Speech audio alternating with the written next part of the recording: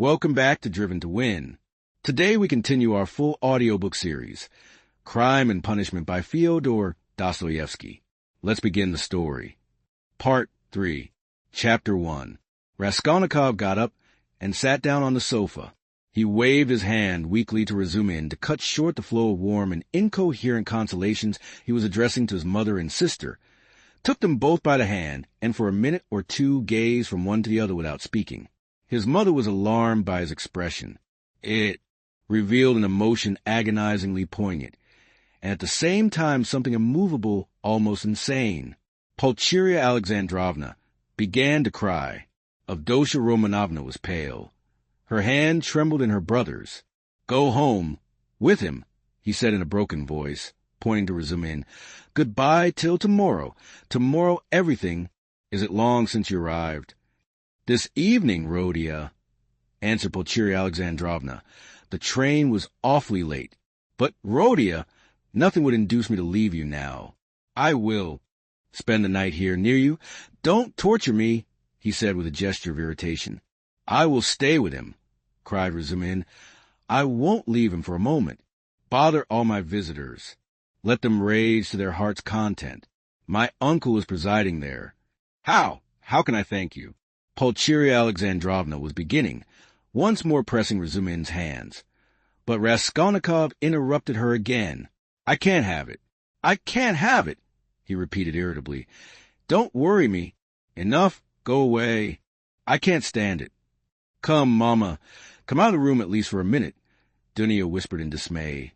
"We are distressing him. That's evident."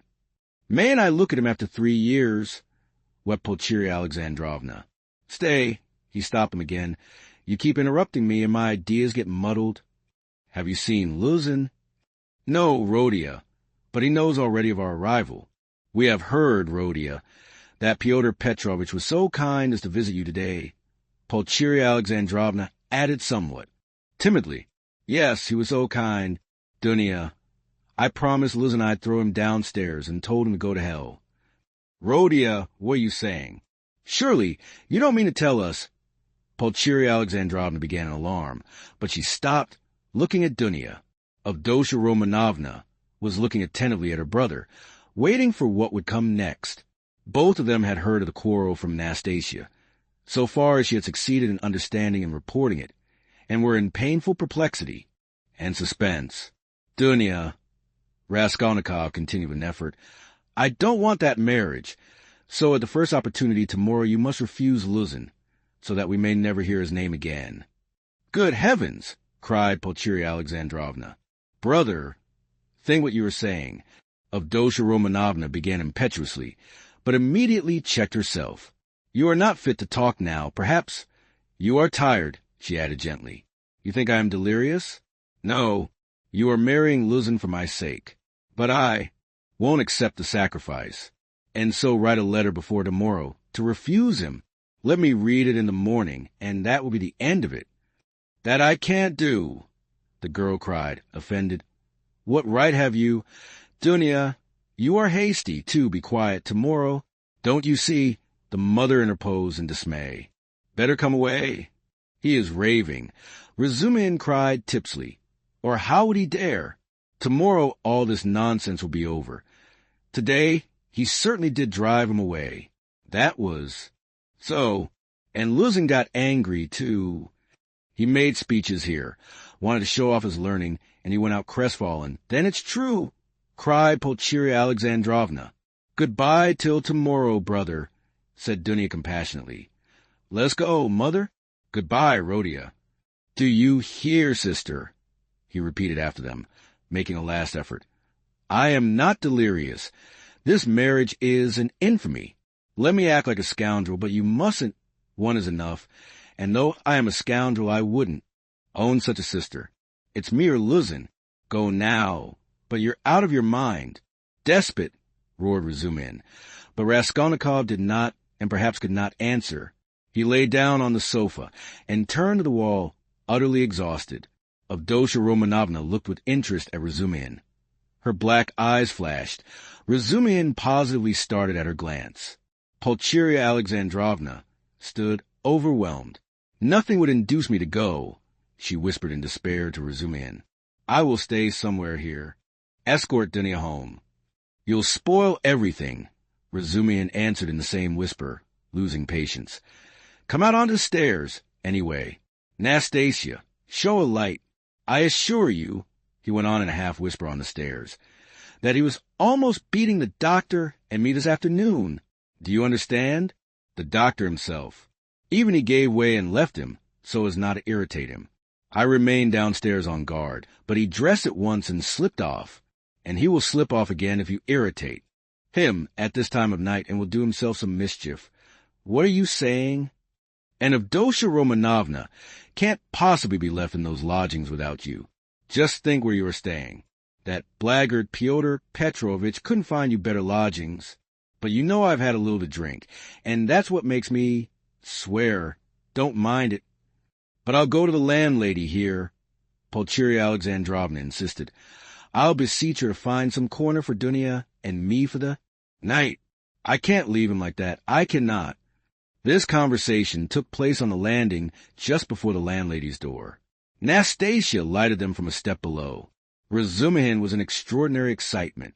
Half an hour earlier, while he was bringing Raskolnikov home, he had indeed talked too freely, but he was aware of it himself, and his head was clear in spite of the vast quantities he had imbibed. Now he was in a state bordering on ecstasy, and all that he had drunk seemed to fly to his head with redoubled effect. He stood with the two ladies, seizing both by their hands, persuading them, and giving them reasons with astonishing plainness of speech. And at almost every word he uttered, probably to emphasize his arguments, he squeezed their hands painfully as in a vice. He stared at Avdotya Romanovna, without the least regard for good manners. They sometimes pulled their hands out of his huge bony paws, but far from noticing what was the matter, he drew them all the closer to him. If they'd told him to jump head foremost from the staircase, he would have done it without thought or hesitation in their service. Though Pulcheria Alexandrovna felt that the young man was really too eccentric and pinched her hand too much, in her anxiety over Herodias she looked on his presence as providential, and was unwilling to notice all his peculiarities. But though Avdotya Romanovna shared her anxiety and was not of timorous disposition, she could not see the glowing light in his eyes without wonder and almost alarm. It was only the unbounded confidence inspired by Nastasia's account of her brother's queer friend which prevented her from trying to run away from him and to persuade her mother to do the same. She realized, too, that even running away was perhaps impossible now. 10 minutes later, however, she was considerably reassured. It was characteristic of Razumihin that he showed his true nature at once, whatever mood he might be in, so that people quickly saw the sort of man they had to deal with. You can't go to the landlady. That's perfect nonsense, he cried. If you stay, though you are his mother, you'll drive him to a frenzy, and then goodness knows what will happen. Listen, I'll tell you what I'll do. Nastasia will stay with him now, and I'll conduct you both home. You can't be in the streets alone. Petersburg is an awful place in that way. But no matter. Then I'll run straight back here, and a quarter of an hour later, on my word of honor, I'll bring you news how he is, whether he is asleep, and all that. Then listen, then I'll run home in a twinkling. I've a lot of friends there, all drunk. I'll fetch Zosimov. That's the doctor who is looking after him. He is there, too, but he is not drunk. He is not drunk. He is never drunk. I'll drag him to Rodia, and then to you, so that you'll get 2 reports in the hour. From the doctor, you understand, from the doctor himself, that's a very different thing from my account of him. If there's anything wrong, I swear I'll bring you here myself, but if it's all right, you go to bed, and I'll spend the night here, in the passage. He won't hear me, and I'll tell Zosimov to sleep at the landlady's, to be at hand, which is better for him. You are the doctor, so come home then. But the landlady is out of the question. It's all right for me, but it's out of the question for you. She wouldn't take you, for she's a fool. She'd be jealous on my account of Avdotya Romanovna and of you, too.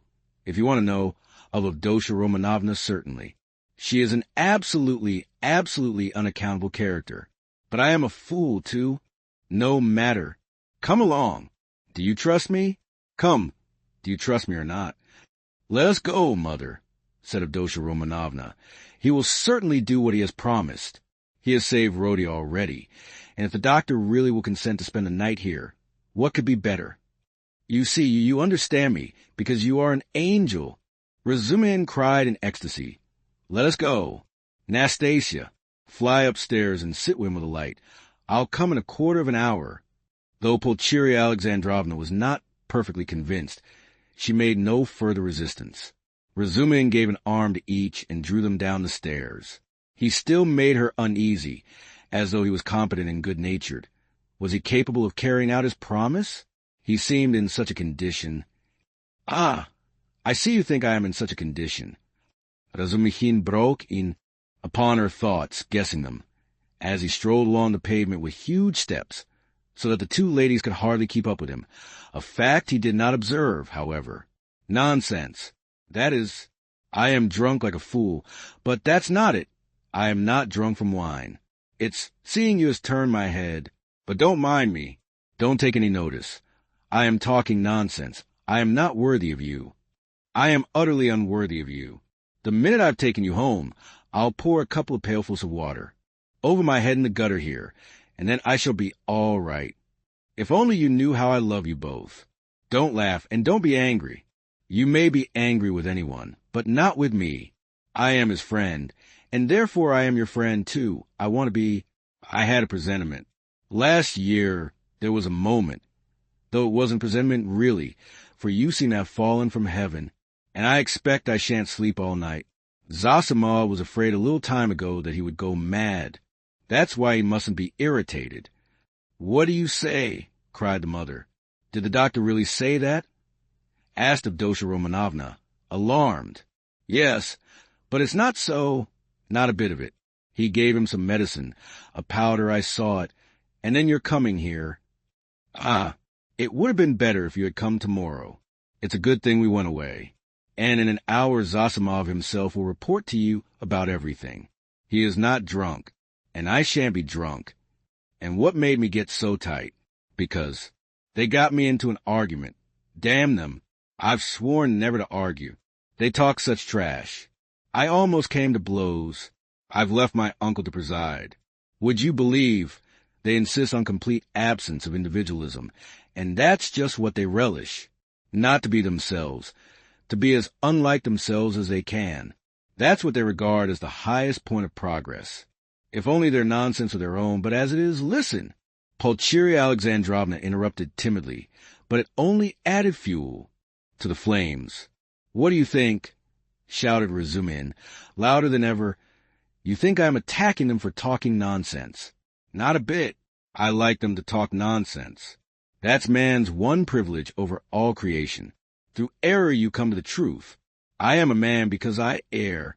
You never reach any truth without making 14 mistakes, and very likely 114.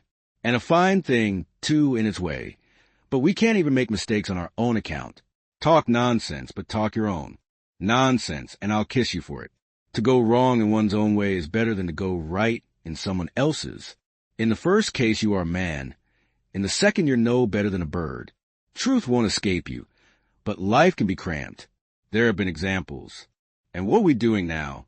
In science, development, thought, invention, ideals, aims, liberalism, judgment, experience, and everything, we are still in the preparatory class at school.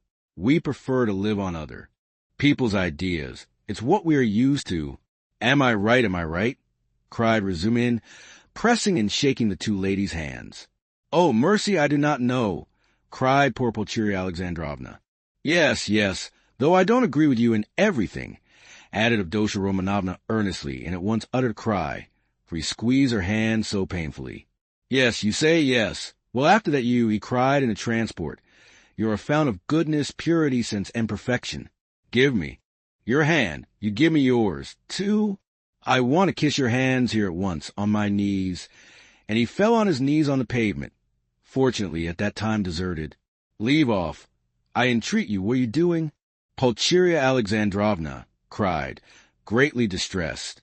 Get up, said Dunya laughing, though she too was upset. Not for anything till you let me kiss your hands. That's it. Enough. I get up and we'll go on. I am a luckless fool. I am unworthy of you and drunk, and I am ashamed. I am not worthy to love you, but to do homage to you is the duty of every man who is not a perfect beast. And I've done homage. Here are your lodgings, and for that alone Rhodia was right in driving your Fyodor Petrovitch away. How dare he? How dare he put you in such lodgings? It's a scandal. Do you know the sort of people they take in here? And you as betrothed. You are as betrothed? Yes? Well then, I'll tell you, your fiancé is a scoundrel. Excuse me, Mr. Razumihin, you are forgetting? Pulcheria Alexandrovna was beginning. Yes, you are right. I did forget myself. I'm ashamed of it. Razumihin made haste to apologize. But you can't be angry with me for speaking so.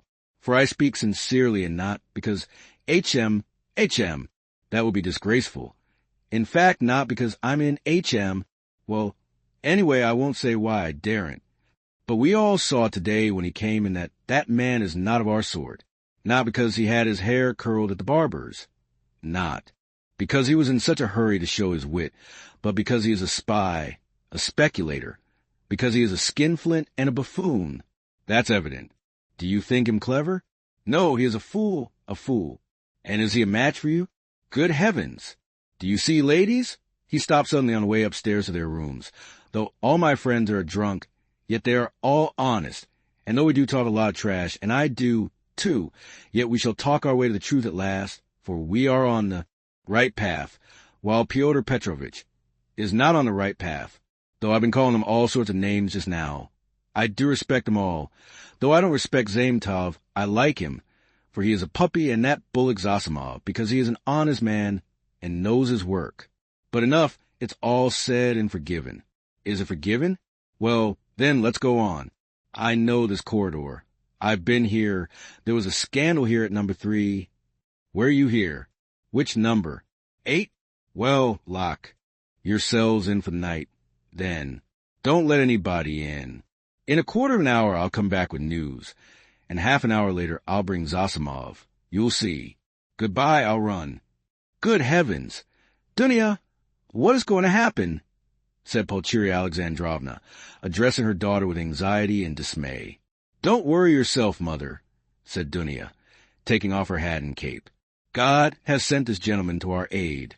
Though he has come from a drinking party, we can depend on him, I assure you, and all that he has done for Rhodia. Ah, Dunya, goodness knows whether he will come. How could I bring myself to leave Rhodia? And how different I had fancied our meeting. How sullen he was, as though not pleased to see us. Tears came into her eyes. No, it's not that, mother. You didn't see. You were crying all the time. He is quite unhinged by serious illness. That's the reason. Ah, that illness. What will happen? And how he talked to you. Dunya, said the mother, looking timidly at her daughter, tried to read her thoughts, and already half consoled by Dunya's standing up for her brother, which meant that she had already forgiven him. I am sure he will think better of it tomorrow, she added, probing her further. And I am sure that he will say the same tomorrow about that. Avdotya Romanovna said finally, and of course there was no going beyond that, for this was a point which Pulcheria Alexandrovna was afraid to discuss. Dunya went up and kissed her mother. The latter warmly embraced her, without speaking. Then she sat down to wait anxiously for Razumihin's return, timidly watching her daughter, who walked up and down the room with her arms folded, lost in thought.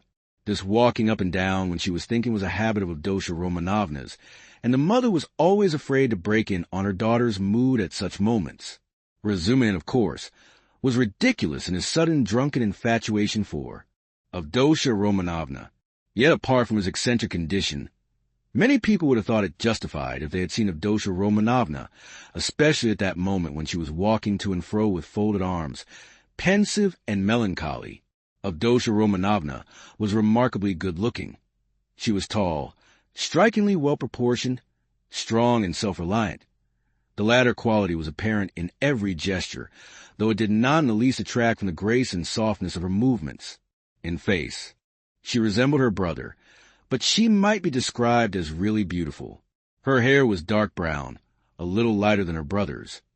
There was a proud light in her almost black eyes, and yet at times a look of extraordinary kindness. She was pale, but it was a healthy pallor. Her face was radiant with freshness and vigor. Her mouth was rather small. The full red lower lip projected a little, as did her chin. It was the only irregularity in her beautiful face, but it gave a peculiarly individual and almost haughty expression. Her face was always more serious and thoughtful and gay, but how well smiles, how well youthful, light-hearted, irresponsible laughter suited her face. It was natural enough that a warm, open, simple-hearted, honest giant like Razumihin, who had never seen anyone like her and was not quite sober at the time, should lose his head immediately. Besides, as chance would have it, he saw Dunya for the first time transfigured by her love for her brother and her joy at meeting him. Afterwards he saw her lower lip quiver with indignation at her brother's insolent, cruel, and ungrateful words, and his fate was sealed. He had spoken the truth, moreover, when he blurted out his drunken talk on the stairs that Praskovia Pavlovna, Raskolnikov's eccentric landlady, would be jealous of Pulcheria Alexandrovna as well as of Avdotya Romanovna on his account. Although Pulcheria Alexandrovna was 43, her face still retained traces of her former beauty. She looked much younger than her age, indeed, which is almost always the case with women who retain serenity of spirit, sensitiveness, and pure, sincere warmth of heart to old age. We may add in parenthesis that to preserve all this is the only means of retaining beauty to old age. Her hair had begun to grow gray and thin. There had long been little crow's foot wrinkles round her eyes. Her cheeks were hollow and sunken from anxiety and grief, and yet it was a handsome face. She was Dunya over.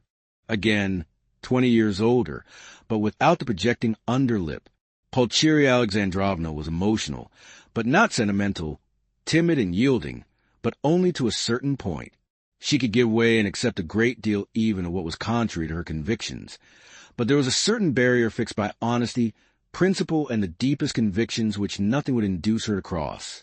Exactly 20 minutes after Razumihin's departure, there came 2 subdued but hurried knocks at the door. He had come back. "I won't come in. I haven't time," he hastened to say when the door was opened. "He sleeps like a top, soundly, quietly, and God grant he may sleep 10 hours. Nastasia's with him. I told her not to leave till I came. Now I am fetching Zosimov. He will report to you, and then you'd better turn in. I can see you are too tired to do anything." And he ran off down the corridor. "What a very competent and devoted young man," cried Pulcheria Alexandrovna, exceedingly delighted. "He seems a splendid person." Avdotya Romanovna replied with some warmth, resuming her walk up and down the room. It was nearly an hour later when they heard footsteps in the corridor and another knock at the door. Both women waited this time, completely relying on Razumihin's promise. He actually had succeeded in bringing Zosimov. Zosimov had agreed at once to desert the drinking party, to go to Raskolnikov's, but he came reluctantly and with the greatest suspicion to see the ladies, mistrusting Razumihin in his exhilarated condition, but his vanity was at once reassured and flattered. He saw that they were really expecting him as an oracle. He stayed just 10 minutes and succeeded in completely convincing and comforting Pulcheria Alexandrovna. He spoke with marked sympathy, but with the reserve and extreme seriousness of a young doctor at an important consultation. He did not utter a word on any other subject and did not display the slightest desire to enter into more personal relations with the 2 ladies. Remarking as first entranced the dazzling beauty of Avdotya Romanovna, he endeavored not to notice her at all during his visit, and addressed himself solely to Pulcheria Alexandrovna. All this gave him extraordinary inward satisfaction. He declared that he thought the invalid at this moment going on very satisfactorily. According to his observations, the patient's illness was due partly to his unfortunate material surroundings during the last few months, but had partly also a moral origin, was, so to speak, the product of several material and moral influences, anxieties, apprehensions, troubles, certain ideas, and so on. Noticing stealthily that Avdotya Romanovna was following his words with close attention, Zosimov allowed himself to enlarge on this theme. On Pulcheria Alexandrovna's anxiously and timidly inquiring as to some suspicion of insanity, he replied with composed and candid smile, that his words had been exaggerated, that certainly the patient had some fixed idea, something approaching a monomania. He, Zosimov, was now particularly studying this interesting branch of medicine, but that it must be recollected that until today the patient had been in delirium and that no doubt the presence of his family would have a favorable effect on his recovery and distract his mind. If only all fresh shocks could be avoided, he added significantly. Then he got up, took leave with an impressive and affable bow, while blessings, warm gratitude, and entreaties were showered upon him, and Avdotya Romanovna spontaneously offered her hand to him. He went out exceedingly pleased with his visit, and still more so with himself. "We'll talk tomorrow. Go to bed at once." Razumihin said in conclusion, following Zosimov out, "I'll be with you tomorrow morning as early as possible with my report." "That's a fetching little girl, Avdotya Romanovna," remarked Zosimov, almost licking his lips as they both came out into the street. "Fetching? You said fetching?" roared Razumihin, and he flew at Zosimov and seized him by the throat. "If you ever dare—" "Do you understand? Do you understand?" he shouted, shaking him by the collar and squeezing him against the wall. "Do you hear?" "Let me go, you drunken devil," said Zosimov, struggling, and when it let him go, he stared at him and went off into a sudden guffaw. Razumihin stood facing him in gloomy and earnest reflection. "Of course I am an ass," he observed, somber as a storm cloud. "But still, you are another—" "No, brother, not at all such another. I am not dreaming of any folly." They walked along in silence, and only when they were close to Raskolnikov's lodgings, Razumihin broke the silence in considerable anxiety. "Listen," he said. "You're a first-rate fellow, but among your other failings, you're a loose fish that I know, and a dirty one, too. You are a feeble, nervous wretch, and a mass of whims. You're getting fat, and lazy, and can't deny yourself anything. And I call that dirty because it leads one straight into the dirt. You've let yourself get so slack that I don't know how it is you are still a good, even a devoted doctor. You, a doctor, sleep on a feather bed and get up at night to your patients. In another 3 or 4 years you won't get up for your patients. But hang it all, that's not the point. You are going to spend tonight in the landlady's flat here. Hard work I've had to persuade her. And I'll be in the kitchen. So here's a chance for you to get to know her better. It's not as you think. There's not a trace of anything of the sort, brother. But I don't think. Here you have modesty, brother, silence, bashfulness, a savage virtue, and yet she's sighing and melting like wax. Simply melting. Save me from her, by all that's unholy. She's most prepossessing. I'll repay you, I'll do anything." Zosimov laughed more violently than ever. "Well, you are smitten. But what am I to do with her? It won't be much trouble, I assure you. Talk any rot you like to her, as long as you sit by her and talk. You're a doctor, too. Try curing her of something. I swear you won't regret it.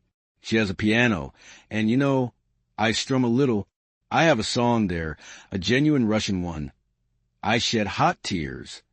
She likes a genuine article. And, well, it all began with that song.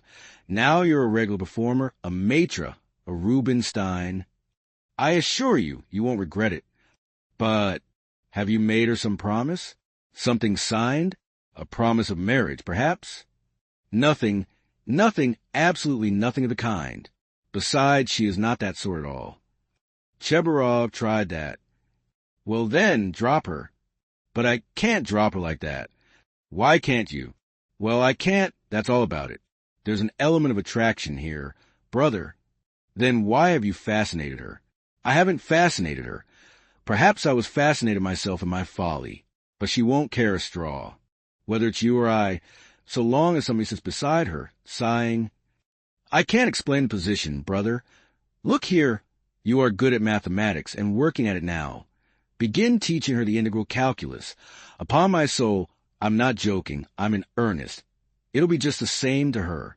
She will gaze at you and sigh for a whole year together. I talked to her once for 2 days at a time about the Prussian House of Lords, for one must talk of something. She just sighed and perspired. And you mustn't talk of love. She's bashful to hysterics. But just let her see you can't tear yourself away. That's enough. It's fearfully comfortable. You're quite at home. You can read, sit, lie about, right? You may even venture on a kiss, if you're careful. But what do I want with her? ACH, I can't make you understand. You see, you are made for each other. I have often been reminded of you. You'll come to it in the end. So does it matter whether it's sooner or later? There's a featherbed. Element here, brother. ACH. And not only that, there's an attraction here.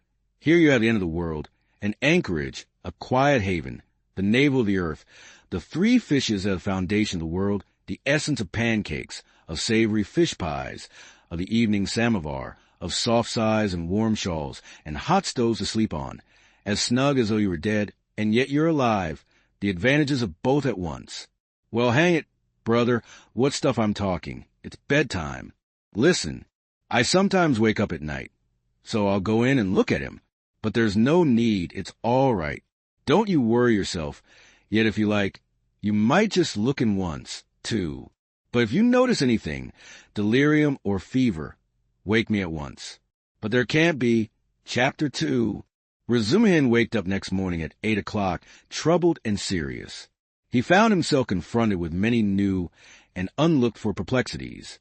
He had never expected that he would ever wake up feeling like that. He remembered every detail of the previous day, and he knew that a perfectly novel experience had befallen him, that he had received an impression unlike anything he had known before. At the same time, he recognized clearly that the dream which had fired his imagination was hopelessly unattainable, so unattainable that he felt positively ashamed of it, and he hastened to pass to the other more practical cares and difficulties bequeathed him by that thrice accursed yesterday. The most awful recollection of the previous day was the way he had shown himself base and mean, not only because he had been drunk, but because he had taken advantage of the young girl's position to abuse her fiancé in his stupid jealousy, knowing nothing of their mutual relations and obligations, and next to nothing of the man himself. And what right had he to criticize him in that hasty and unguarded manner? Who had asked for his opinion? Was it thinkable that such a creature as Avdotya Romanovna would be marrying an unworthy man for money? So there must be something in him. The lodgings? But after all, how could he know the character of the lodgings? He was furnishing a flat. Phoo! How despicable it all was. And what justification was it that he was drunk? Such a stupid excuse was even more degrading. In wine is truth, and the truth had all come out. That is, all the uncleanness of his coarse and envious heart. And would such a dream ever be permissible to him? Razumihin? What was he beside? Such a girl. He, the drunken, noisy braggart last night? Was it possible to imagine so absurd and cynical a juxtaposition? Razumihin blushed desperately at the very idea, and suddenly the recollection forced itself vividly upon him of how he had said last night on the stairs that the landlady would be jealous of Avdotya Romanovna. That was simply intolerable. He brought his fist down heavily on the kitchen stove, hurt his hand, and sent one of the bricks flying. Of course, he muttered to himself a minute later with a feeling of self-abasement. Of course, all these infamies can never be wiped out or smoothed over, and so it's useless even to think of it, and I must go to them in silence, and do my duty in silence, too, and not ask forgiveness, and say nothing, for all is lost now. And yet as he dressed, he examined his attire more carefully than usual. He hadn't another suit. If he had had, perhaps he wouldn't have put it on. I would have made a point of not putting it on. But in any case, he could not remain a cynic and a dirty sloven. He had no right to offend the feelings of others, especially when they were in need of his assistance and asking him to see them. He brushed his clothes carefully. His linen was always decent. In that respect, he was especially clean. He washed that morning scrupulously. He got some soap from Nastasia. He washed his hair, his neck, and especially his hands. When it came to the question whether to shave his stubbly chin or not, Praskovia Pavlovna had capital razors that had been left by her late husband. The question was angrily answered in the negative. Let's stay as it is. Would they think that I shaved on purpose to? They certainly would think so. Not on any account. And the worst of it was he was so coarse, so dirty, he had the manners of a pothouse. And even admitting that he knew he had some of the essentials of a gentleman, what was there in that to be proud of? Everyone ought to be a gentleman and more than that, and all the same, he remembered, He, too, had done little things, not exactly dishonest, and yet, and what thoughts he sometimes had, and to set all that beside of Dosha Romanovna. Confound it. So be it. Well, he'd make a point then of being dirty, greasy, pothouse in his manners, and he wouldn't care. He'd be worse. He was engaged in such monologues when Zosimov, who had spent the night in Praskovia Pavlovna's parlor, came in. He was going home and was in a hurry to look at the invalid first. Razumin informed him that Raskolnikov was sleeping like a dormouse. Zosimov gave orders that they shouldn't wake him and promised to see him again about 11. If he is still at home, he added. Damn it all. If one can't control one's patients, how is one to cure them? Do you know whether he will go to them, or whether they are coming here? They are coming, I think, said Razumihin, understanding the object of the question. And they will discuss their family affairs, no doubt. I'll be off. You, as the doctor, have more right to be here than I. But I am not a father confessor. I shall come and go away. I've plenty to do besides looking after them. One thing worries me, interposed Razumihin, frowning. On the way home I talked a lot of drunken nonsense to him, all sorts of things, and amongst them that you were afraid that he might become insane. You told the ladies so, too. I know it was stupid. You may beat me. If you like. Did you think so seriously? That's nonsense, I tell you. How could I think it seriously? You yourself described him as a monomaniac when you fetched me to him. And we added fuel to the fire yesterday, you did. That is, with your story about the painter. It was a nice conversation, when he was, perhaps, mad on that very point. If only I had known what happened then at the police station, and that some wretch had insulted him with this suspicion. I would not have allowed that conversation yesterday. These monomaniacs will make a mountain out of a molehill and see their fancies as solid realities. As far as I remember, it was Zaimtov's story that cleared up half the mystery, to my mind. Why? I know one case in which a hypochondriac, a man of 40, cut the throat of a little boy of 8, because he couldn't endure the jokes he made every day at table. And in this case is Rags, the insolent police officer, the fever and this suspicion, all that working, upon a man half frantic with hypochondria, and with his morbid exceptional vanity. That may well have been the starting point of illness. Well, bother it all. And, by the way, that Zaimtov certainly is a nice fellow, but he shouldn't have told all that last night. He is an awful chatterbox. But whom did he tell it to? You and me? And Porfiry? What does that matter? And, by the way, have you any influence on them, his mother and sister? Tell them to be more careful with him. Today, they'll get on all right. Razumihin answered reluctantly. Why is he so set against this Luzin? A man with money, and she doesn't seem to dislike him. And they haven't a farthing, I suppose? But what business is it of yours? Razumihin cried with annoyance. How can I tell whether they've a farthing? Ask them yourself, and perhaps you'll find out.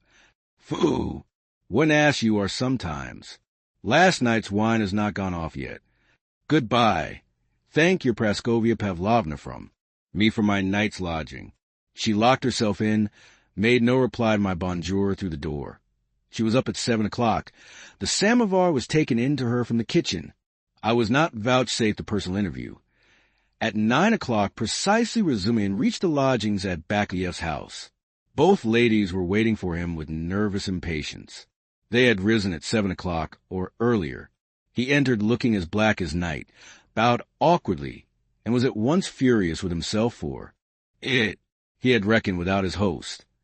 Pulcheria Alexandrovna fairly rushed at him, seized him by both hands, and was almost kissing them. He glanced timidly at Avdotya Romanovna, but her proud countenance wore at that moment an expression of such gratitude and friendliness, such complete and unlooked-for respect, in place of the sneering looks and ill-disguised contempt he had expected, that it threw him into greater confusion than if he had been met with abuse. Fortunately, there was a subject for conversation, and he made haste to snatch at it.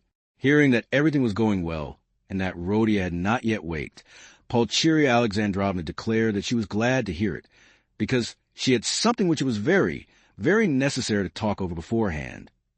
Then followed an inquiry about breakfast and an invitation to have it with them. They had waited to have it with him. Avdotya Romanovna rang the bell. It was answered by a ragged, dirty waiter, and they asked him to bring tea, which was served at last, but in such a dirty and disorderly way that the ladies were ashamed. Razumihin vigorously attacked the lodgings, but, remembering Luzin, stopped in embarrassment and was greatly relieved by Pulcheria Alexandrovna's questions, which showered in a continual stream upon him. He talked for 3/4 of an hour, being constantly interrupted by their questions, and succeeded in describing to them all the most important facts he knew of the last year of Raskolnikov's life, concluding with a circumstantial account of his illness. He omitted, however, many things which were better omitted, including the scene at the police station with all its consequences. They listened eagerly to his story, and, when he thought he had finished and satisfied his listeners, he found that they considered he had hardly begun. Tell me. What do you think?" "Excuse me, I still don't know your name." Pulcheria Alexandrovna put in hastily, "Dmitri Prokofitch. I should like very, very much to know Dmitri Prokofitch, how he looks, on things in general now. That is, how can I explain what are his likes and dislikes? Is he always so irritable? Tell me, if you can, what are his hopes and, so to say, his dreams? Under what influences is he now? In a word, I should like, mother, how can he answer all that at once?" observed Dunya. "Good heavens, I had not expected to find him in the least like this Dmitri Prokofitch." "Naturally," answered Razumihin, "I have no mother, but my uncle comes every year, and almost every time he can scarcely recognize me, even in appearance, though he is a clever man, and your 3-year separation means a great deal. What am I to tell you? I have known Radion for 1.5 years. He is morose, gloomy, proud, and haughty, and of late, and perhaps for a long time before, he has been suspicious and fanciful. He has a noble nature and a kind heart. He does not like showing his feelings, and would rather do a cruel thing than open his heart freely. Sometimes, though, he is not at all morbid, but simply cold and inhumanly callous. It's as though he were alternating between two characters. Sometimes he is fearfully reserved. He says he is so busy that everything is a hindrance, and yet he lies in bed doing nothing. He doesn't jeer at things, not because he hasn't the wit, but as though he hadn't time to waste on such trifles. He never listens to what is said to him. He is never interested in what interests other people at any given moment. He thinks very highly of himself, and perhaps he is right. Well, what more? I think your arrival will have a most beneficial influence upon him." "God grant it may," cried Pulcheria Alexandrovna, distressed by Razumihin's account of Herodia. And Razumihin ventured to look more boldly at Avdotya Romanovna at last. He glanced at her often while he was talking, but only for a moment, and looked away again at once. Avdotya Romanovna sat at the table, listening attentively, then got up again, and began walking to and fro with her arms folded and her lips compressed, occasionally putting in a question, without stopping her walk. She had the same habit of not listening to what was said. She was wearing a dress of thin dark stuff, and she had a white transparent scarf round her neck. Razumihin soon detected signs of extreme poverty in their belongings. Had Avdotya Romanovna been dressed like a queen, he felt that he would not be afraid of her, but perhaps just because she was poorly dressed and that he noticed all the misery of her surroundings, his heart was filled with dread, and he began to be afraid of every word he uttered, every gesture he made, which was very trying for a man who already felt diffident. "You've told us a great deal that is interesting about my brother's character, and have told it impartially. I am glad. I thought that you were too uncritically devoted to him," observed Avdotya Romanovna with a smile. "I think you are right that he needs a woman's care," she added thoughtfully. "I didn't say so, but I dare say you are right, only what?" "He loves no one, and perhaps he never will," Razumihin declared decisively. "You mean he is not capable of love? Do you know, Avdotya Romanovna, you are awfully like your brother, in everything indeed," he blurted out suddenly to his own surprise, but remembering at once what he had just before said of her brother, he turned as red as a crab and was overcome with confusion. Avdotya Romanovna couldn't help laughing when she looked at him. You may both be mistaken about Rhodia, Pulcheria Alexandrovna remarked, slightly piqued.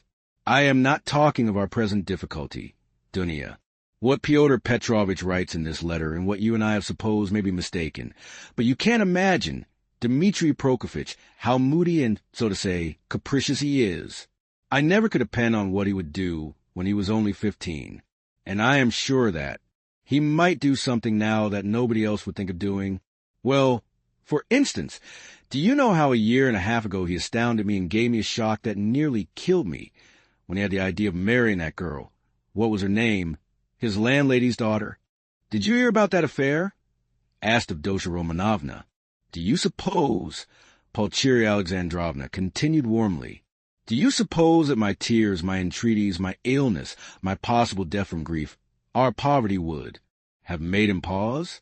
No, he would calmly have disregarded all obstacles. And yet it isn't that he doesn't love us. He has never spoken a word of that affair to me, Razumihin answered cautiously.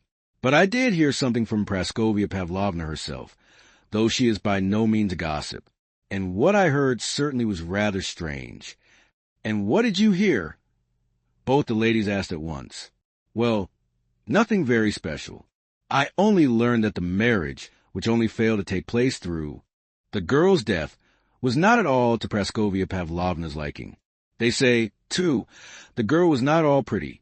In fact, I am told positively ugly, and such an invalid, and queer, but she seems to have had some good qualities.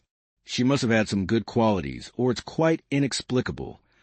She had no money either, and he wouldn't have considered her money. But it's always difficult to judge in such matters. I am sure she was a good girl, Avdotya Romanovna observed briefly. God, forgive me. I simply rejoiced at her death. Though I don't know which of them would have caused most misery to the other, he to her or she to him, Pulcheria Alexandrovna concluded. Then she began tentatively questioning him about the scene on the previous day with Luzin, hesitating and continually glancing at Dunya, obviously to the latter's annoyance. This incident more than all the rest evidently caused her uneasiness, even consternation. Razumihin described it in detail again, but this time he added his own conclusions. He openly blamed Raskolnikov for intentionally insulting Fyodor Petrovitch, not seeking to excuse him on the score of his illness. He had planned it before his illness, he added. I think so, too.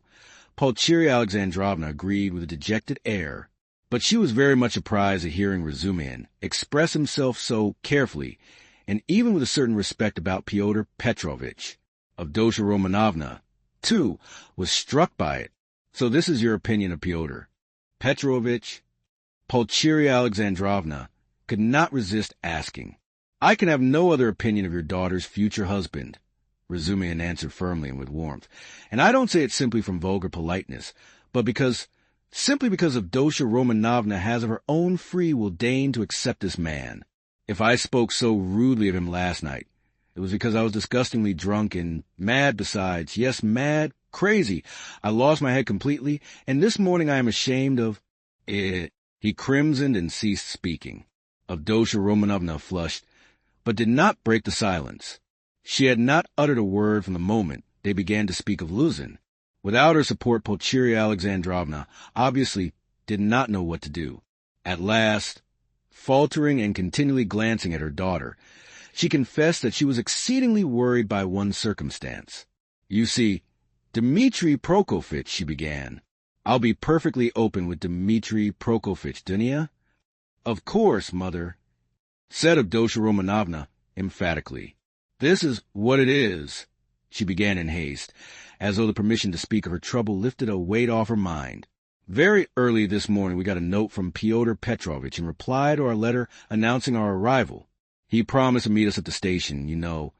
Instead of that, he sent a servant to bring us the address of these lodgings and to show us the way, and he sent a message that he would be here himself this morning. But this morning, this note came from him. You'd better read it yourself. There's one point in it which worries me very much. You will soon see what that is, and tell me your candid opinion. Dmitri Prokofitch, you know Rhodia's character better than anyone, and no one can advise us better than you can. Dunya, I must tell you, made her decision at once, but I still don't feel sure how to act, and I've been waiting for your opinion. Razumihin opened a note, which was dated the previous evening, and read, as follows: Dear Madam, Pulcheria Alexandrovna, I have the honor to inform you that owing to unforeseen obstacles, I was rendered unable to meet you at the railway station. I sent a very competent person with the same object in view. I likewise shall be deprived of the honor of an interview with you tomorrow morning by business in the Senate that does not admit of delay, and also that I may not intrude on your family circle while you are meeting your son, and Avdotya Romanovna her brother.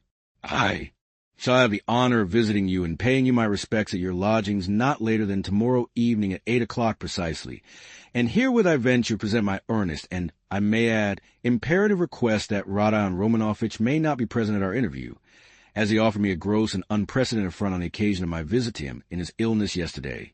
And moreover, since I desire from you personally an indispensable and circumstantial explanation upon a certain point, in regard to which I wish to learn your own interpretation, I have the honor to inform you, in anticipation, that if, in spite of my request, I meet Rodion Romanovitch, I shall be compelled to withdraw immediately, and then you have only yourself to blame. I write on the assumption that Rodion Romanovitch, who appeared so ill at my visit, suddenly recovered 2 hours later, and so, being able to leave the house, may visit you also. I was confirmed in that belief by the testimony of my own eyes in the lodging of a drunken man who was run over and has since died, to whose daughter, a young woman of notorious behavior, he gave 25 rubles on the pretext of the funeral, which gravely surprised me, knowing what pains you were at to raise that sum. Herewith expressing my special respect to your estimable daughter, Avdotya Romanovna, I beg you to accept the respectful homage of your humble servant, P. Luzin. What am I to do now? Dmitri Prokofitch, began Pulcheria Alexandrovna, almost weeping. How can I ask Rodion not to come? Yesterday he insisted so earnestly on our refusing Pyotr Petrovitch, and now we are ordered not to receive Rodia. He will come on purpose if he knows, and what will happen then? Act on Avdotya Romanovna's decision. Razumihin answered calmly at once. Oh, dear me, she says. Goodness knows what she says. She doesn't explain her object. She says that it would be best, at least not that it would be best, but that it's absolutely necessary that Rodia should make a point of being here at 8 o'clock, and that they must meet. I didn't want him to show him the letter, but to prevent him from coming by some stratagem with your help, because he is so irritable. Besides, I don't understand about that drunkard who died and that daughter, and how I could give him the daughter all the money, which cost you such sacrifice, mother. Put in Avdotya Romanovna. He was not himself yesterday. Razumihin said thoughtfully, if you only knew what he was up to in a restaurant yesterday, though there was sense in it too. H.M., he did say something, as we were going home yesterday evening, about a dead man and a girl, but I didn't understand a word. But last night I myself, the best thing, mother, will be for us to go to him ourselves, and there I assure you we shall see at once what's to be done. Besides, it's getting late. Good heavens, it's past 10, she cried, looking at A. Splendid gold enamel watch which hung round her neck on a thin Venetian chain, and looked entirely out of keeping with the rest of her dress. A present from her fiancé, thought Razumihin. We must start, Dunya, we must start, her mother cried in a flutter. He will be thinking we are still angry after yesterday, from our coming so late. Merciful heavens! While she said this, she was hurriedly putting on her hat and mantle. Dunya, too, put on her things. Her gloves, as Razumihin noticed, were not merely shabby but had holes in them, and yet this evident poverty gave the two ladies an air of special dignity, which is always found in people who know how to wear poor clothes. Razumihin looked reverently at Dunya and felt proud of escorting her. The queen who mended her stockings in prison, he thought, must have looked an every inch a queen, and even more a queen than at sumptuous banquets and levees. My God! Exclaimed Pulcheria Alexandrovna. Little did I think that I should ever fear seeing my son, my darling Rodia. I am afraid. Dmitri Prokofitch, she added, glancing at him timidly. Don't be afraid, mother, said Dunya, kissing her. Better have faith in him. Oh, dear, I have faith in him. But I haven't slept all night, exclaimed the poor woman. They came out into the street. Do you know, Dunya, when I dozed a little this morning, I dreamed of Marfa Petrovna. She was all in white. She came up to me, took my hand, and shook her head at me, but so sternly as though she were blaming me. Is that a good omen? Oh, dear me! You don't know. Dmitri Prokofitch, that Marfa Petrovna's dead. No, I didn't know. Who is Marfa Petrovna?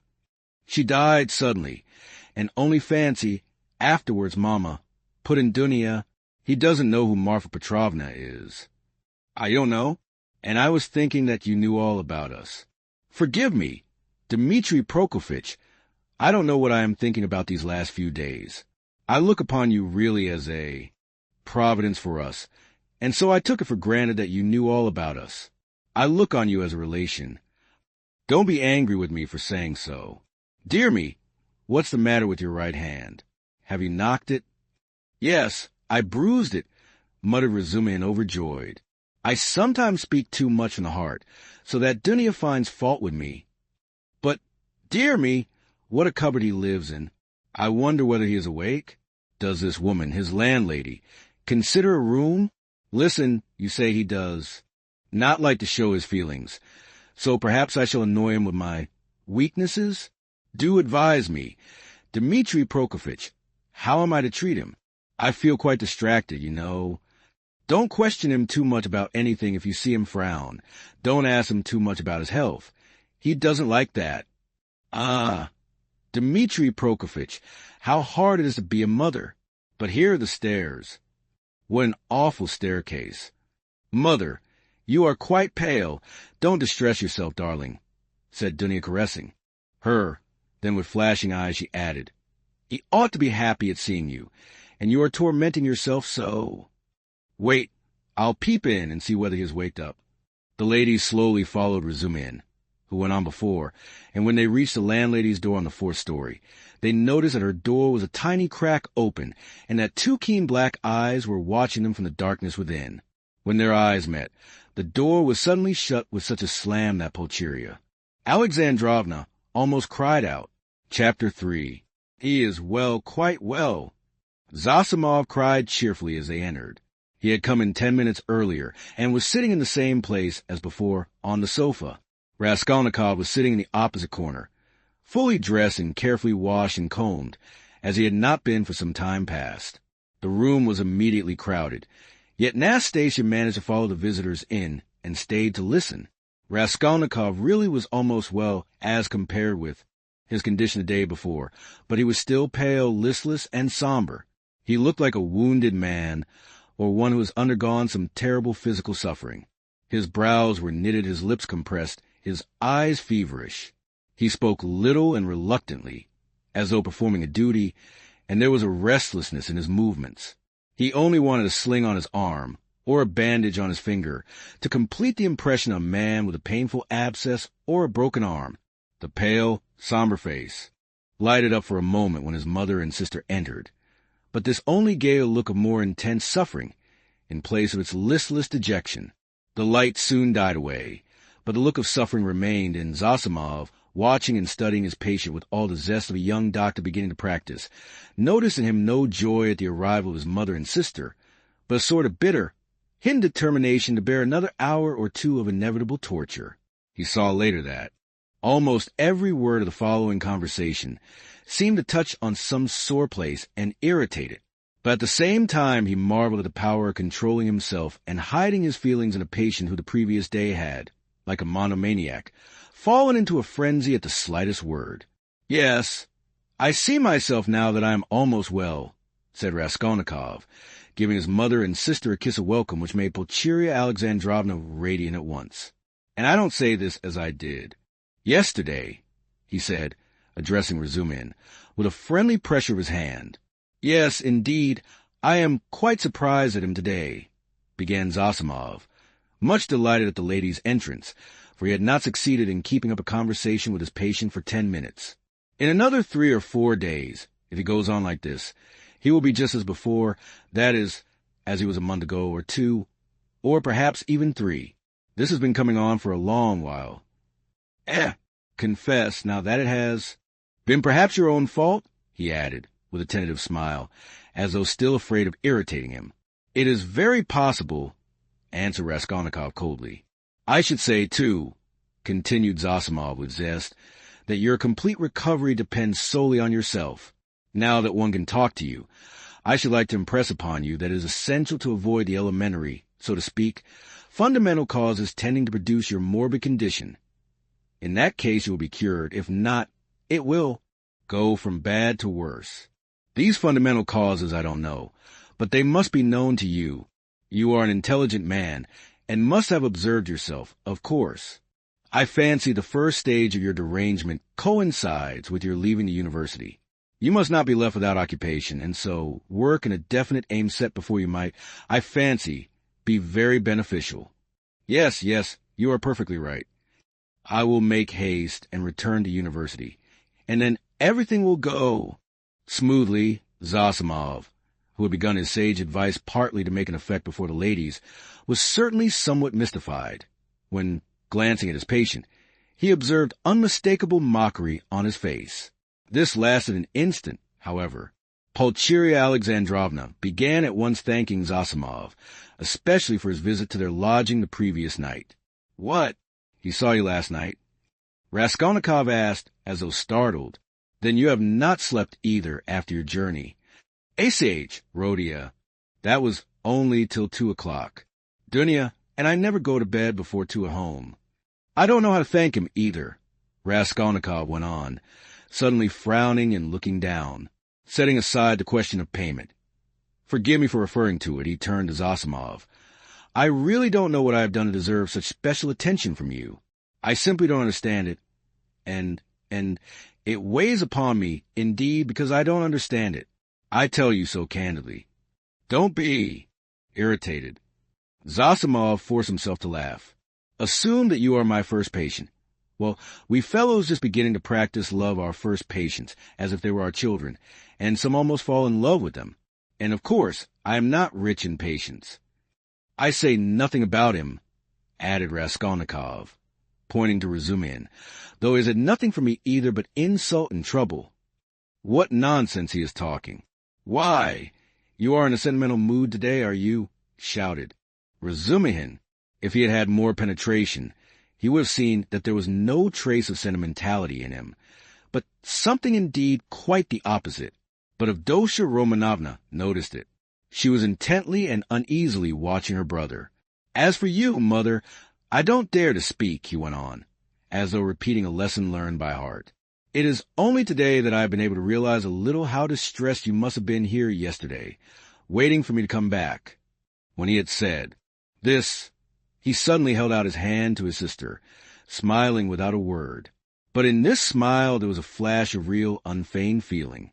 Dunya caught it at once, and warmly pressed his hand, overjoyed and thankful. It was the first time he had addressed her since their dispute the previous day. The mother's face lighted up with ecstatic happiness at the sight of this conclusive, unspoken reconciliation. Yes, that is what I love him for, Razumihin, exaggerating it all, muttered to himself, with a vigorous turn in his chair. He has these movements. And how well he does it all, the mother was thinking to herself. What generous impulses he has, and how simply, how delicately he put an end to all the misunderstanding with his sister, simply by holding out his hand at the right minute and looking at her like that. And what fine eyes he has, and how fine his whole face is. He is even better looking than Dunya. But, good heavens, what a suit! How terribly he's dressed. Vasya, the messenger boy in Afanasy Ivanitch's shop, is better dressed. I could rush at him and hug him, weep over him, but I am afraid. Oh, dear, he's so strange. He's talking kindly, but I'm afraid. Why? What am I afraid of? Oh, Rodia, you wouldn't believe, she began suddenly, in haste to answer his word to her, how unhappy Dunya and I were yesterday. Now that it's all over and done with, and we are quite happy again, I can tell you. Fancy, we ran here almost straight from the train to embrace you and that woman. Ah, here she is. Good morning, Nastasia. She told us at once that you were lying in a high fever and had just run away from the doctor in delirium, and they were looking for you in the streets. You can't imagine how we felt. I couldn't help thinking of the tragic end of Lieutenant Patanchikov, a friend of your father's. You can't remember him, Rhodia, who ran out in the same way in a high fever and fell into the well in the courtyard, and they couldn't pull him out till next day. Of course, we exaggerated things. We were on the point of rushing to find Pyotr Petrovitch to ask him to help. Because we were alone, utterly alone, she said plaintively and stopped short. Suddenly, recollecting it was still somewhat dangerous to speak of Pyotr Petrovitch, although we are quite happy again. Yes, yes. Of course it's very annoying, Raskolnikov muttered in reply, but with such a preoccupied and inattentive air that Dunya gazed at him in perplexity. What else was it I wanted to say? He went on trying to recollect. Oh, yes, Mother, and you too. Dunya, please don't think that I didn't mean to come and see you today, and was waiting for you to come first. Were you saying, Rhodia? Cried Pulcheria Alexandrovna. She, too, was surprised. Is he answering us as a duty? Dunya wondered. Is he being reconciled and asking forgiveness, as though he were performing a rite or repeating a lesson? I've only just waked up, and wanted to go to you, but was delayed owing to my clothes. I forgot yesterday to ask her, Nastasia, to wash out the blood. I've only just dressed. Blood? What blood? Pulcheria Alexandrovna asked in alarm. Oh, nothing. Don't be uneasy. It was when I was wandering about yesterday, rather delirious. I chanced upon a man who had been run over. A clerk? Delirious? But you remember everything. Razumihin interrupted. That's true, Raskolnikov answered with special carefulness. I remember everything even to the slightest detail, and yet why I did that and went there and said that I can't clearly explain now. A familiar phenomenon, interposed Zosimov. Actions are sometimes performed in a masterly and most cunning way, while the direction of the actions is deranged and dependent on various morbid impressions. It's like a dream. Perhaps it's a good thing, really, that he should think me almost a madman, thought Raskolnikov. Why? People in perfect health act in the same way, too, observed Dunya, looking uneasily at Zosimov. There is some truth in your observation, the latter replied. In that sense we are certainly all not infrequently like madmen, but with the slight difference that the deranged are somewhat madder, for we must draw a line. A normal man, it is true, hardly exists. Among dozens, perhaps hundreds of thousands, hardly one is to be met with. At the word madman, carelessly dropped by Zosimov in his chatter on his favorite subject, everyone frowned. Raskolnikov sat seeming not to pay attention, plunged in thought with strange smile on his pale lips. He was still meditating on something. Well, what about the man who was run over? I interrupted you. Razumihin cried hastily. What? Raskolnikov seemed to wake up. Oh, I got spattered with blood, helping to carry him to his lodging. By the way, Mama, I did an unpardonable thing yesterday. I was literally out of my mind. I gave away all the money you sent me to his wife for the funeral. She's a widow now in consumption, a poor creature, 3 little children, starving, nothing in the house. There's a daughter, too. Perhaps you'd have given it yourself if you'd seen them. But I had no right to do it, I admit, especially as I knew how you needed the money yourself. To help others one must have the right to do it, or else creves, Jens, saivu and eats pa contents. He laughed. That's right, isn't it, Dunya? No, it's not, answered Dunya, firmly. Bah! You, too, have ideals, he muttered, looking at her almost with hatred, and smiling sarcastically. I ought to have considered that. Well, that's praiseworthy, and it's better for you. And if you reach a line you won't overstep, you will be unhappy. And if you overstep it, maybe you'll be still unhappier. But all that's nonsense, he added irritably, vexed at being carried away. I only meant to say that I beg your forgiveness, Mother, he concluded, shortly and abruptly. That's enough, Rhodia. I am sure that everything you do is very good, said his mother, delighted. Don't be too sure, he answered, twisting his mouth into a smile. A silence followed. There was a certain constraint in all this conversation, and in the silence, and in the reconciliation, and in the forgiveness, and all were feeling it. It is as though they were afraid of me. Raskolnikov was thinking to himself, looking askance at his mother and sister. Pulcheria Alexandrovna was, indeed, growing more timid the longer she kept silent. Yet in their absence I seemed to love them so much. Flashed through his mind. Do you know, Rhodia, Marfa Petrovna is dead. Pulcheria Alexandrovna suddenly blurted out. What Marfa Petrovna? Oh, mercy on us. Marfa Petrovna Svidrigailov. I wrote you so much about her. A.H. Yes, I remember. So she's dead. Oh, really? He roused himself suddenly, as if waking up. What did she die of? Only imagine, quite suddenly. Pulcheria Alexandrovna answered hurriedly, encouraged by his curiosity. On the very day I was sending you that letter. Would you believe it? That awful man seems to have been the cause of her death. They say he beat her dreadfully. Why? Were they on such bad terms? He asked, addressing his sister. Not at all. Quite the contrary indeed. With her, he was always very patient, considerate even. In fact, all those 7 years of their married life, he gave way to her, too much so indeed in many cases. All of a sudden he seems to have lost patience. Then he could not have been so awful if he controlled himself for 7 years? You seem to be defending him, Dunya? No, he's an awful man.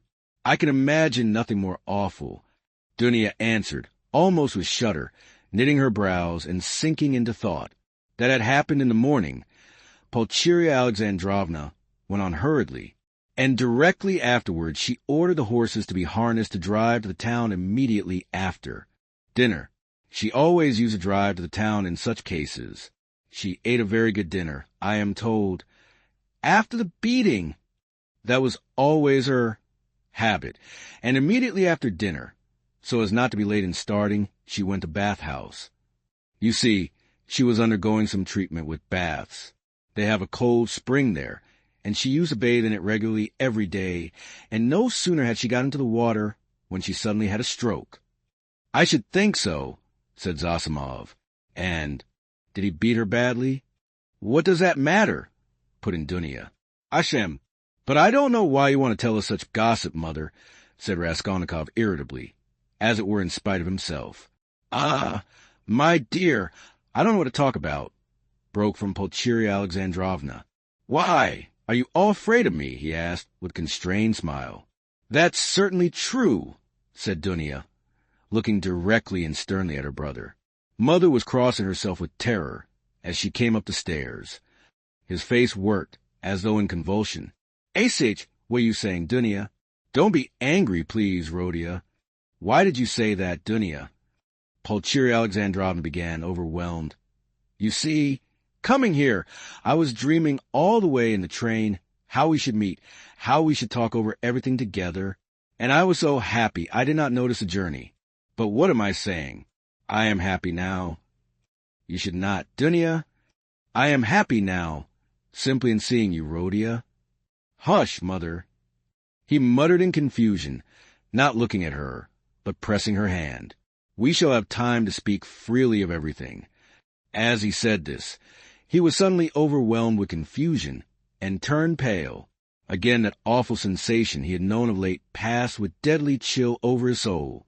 Again it became suddenly plain and perceptible to him that he had just told a fearful lie, that he would never now be able to speak freely of everything, that he would never again be able to speak of anything to anyone.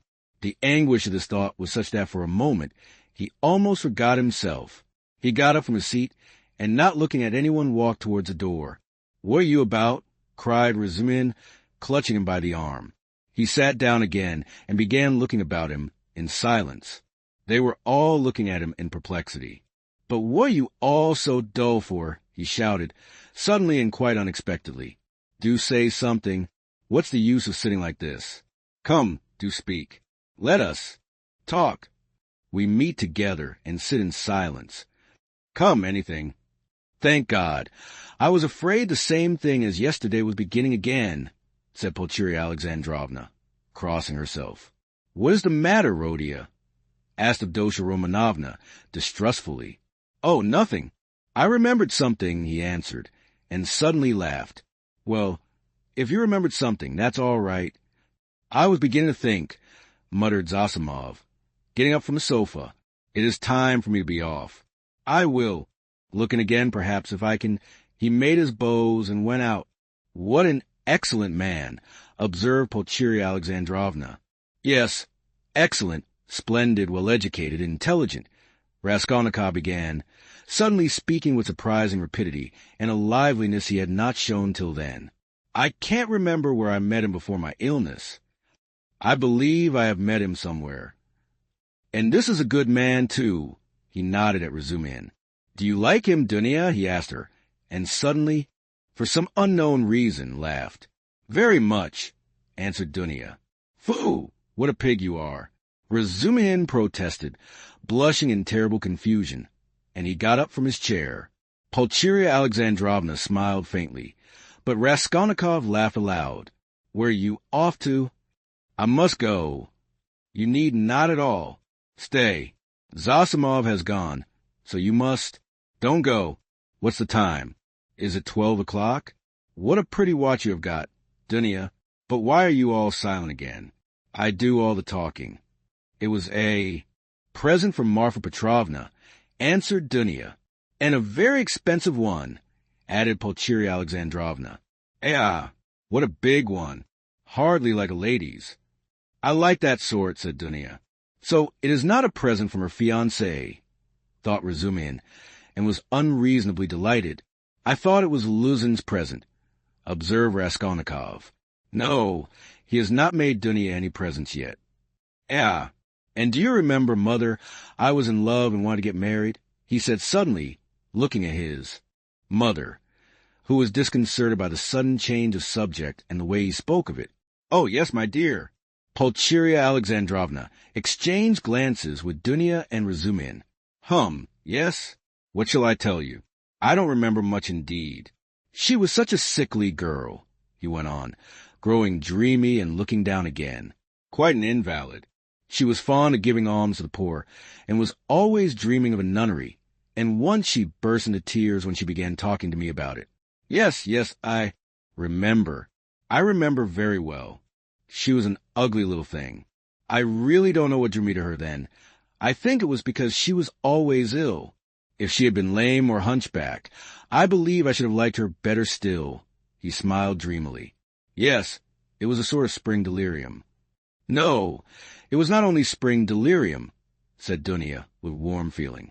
He fixed a strained, intent look on his sister, but did not hear or did not understand her words. Then, completely lost in thought, he got up, went up to his mother, kissed her, went back to his place, and sat down. "You love her even now," said Pulcheria Alexandrovna, touched. "Her? Now? Oh, yes." "You ask about her?" "No. That's all now, as it were, in another world and so long ago. And indeed everything happening here seems somehow far away." He looked attentively at them. "You now? I seem to be looking at you from 1,000 miles away. But goodness knows why we are talking of that. And what's the use of asking? About it?" he added with annoyance, and biting his nails, fell into dreamy silence again. "What a wretched lodging you have. Rhodia. It's like a tomb," said Pulcheria Alexandrovna, suddenly breaking the oppressive silence. "I am sure it's quite half through your lodging you have become so melancholy." "My lodging," he answered listlessly. "Yes, the lodging had a great deal to do with it. I thought that, too. If only you knew, though, what a strange thing you said just now, Mother," he said, laughing strangely. A little more, and their companionship, this mother and this sister, with him after 3 years' absence, this intimate tone of conversation, in face of the utter impossibility of really speaking about anything, would have been beyond his power of endurance. But there was one urgent matter which must be settled one way or the other that day. So he had decided when he woke. Now he was glad to remember it, as a means of escape. "Listen, Dunya," he began gravely and drilly. "Of course I beg your pardon for yesterday, but I consider my duty to tell you again that I do not withdraw from my chief point. It is me or Luzin. If I am a scoundrel, you must not be. One is enough. If you marry Luzin, I cease at once to look on you as a sister. Rhodia, It is the same as yesterday again, Pulcheria Alexandrovna cried mournfully. And why do you call yourself a scoundrel? I can't bear it. You said the same yesterday. Brother, Dunya answered firmly and with the same dryness. In all this there is a mistake on your part. I thought it over at night and found out the mistake. It is all because you seem to fancy I am sacrificing myself to someone and for someone. That is not the case at all. I am simply marrying for my own sake, because things are hard for me, though, of course, I shall be glad if I succeed in being useful to my family. But that is not the chief motive for my decision. She is lying, he thought to himself, biting his nails. Vindicatively. Proud creature. She won't admit she wants to do it out of charity. Too haughty. Oh, base characters. They even love as though they hate. Oh, how I hate them all. In fact, continued Dunya, I am marrying Fyodor Petrovitch because of two evils I choose the less. I intend to do honestly all he expects of me, so I am not deceiving him. Why did you smile just now? She, too, flushed, and there was a gleam of anger in her eyes. Oh, he asked with a malignant grin. Within certain limits, both the manner and form of Fyodor Petrovitch's courtship showed me at once what he wanted. He may, of course, think too well of himself, but I hope he esteems me, too. Why are you laughing again? And why are you blushing again? You are lying, sister.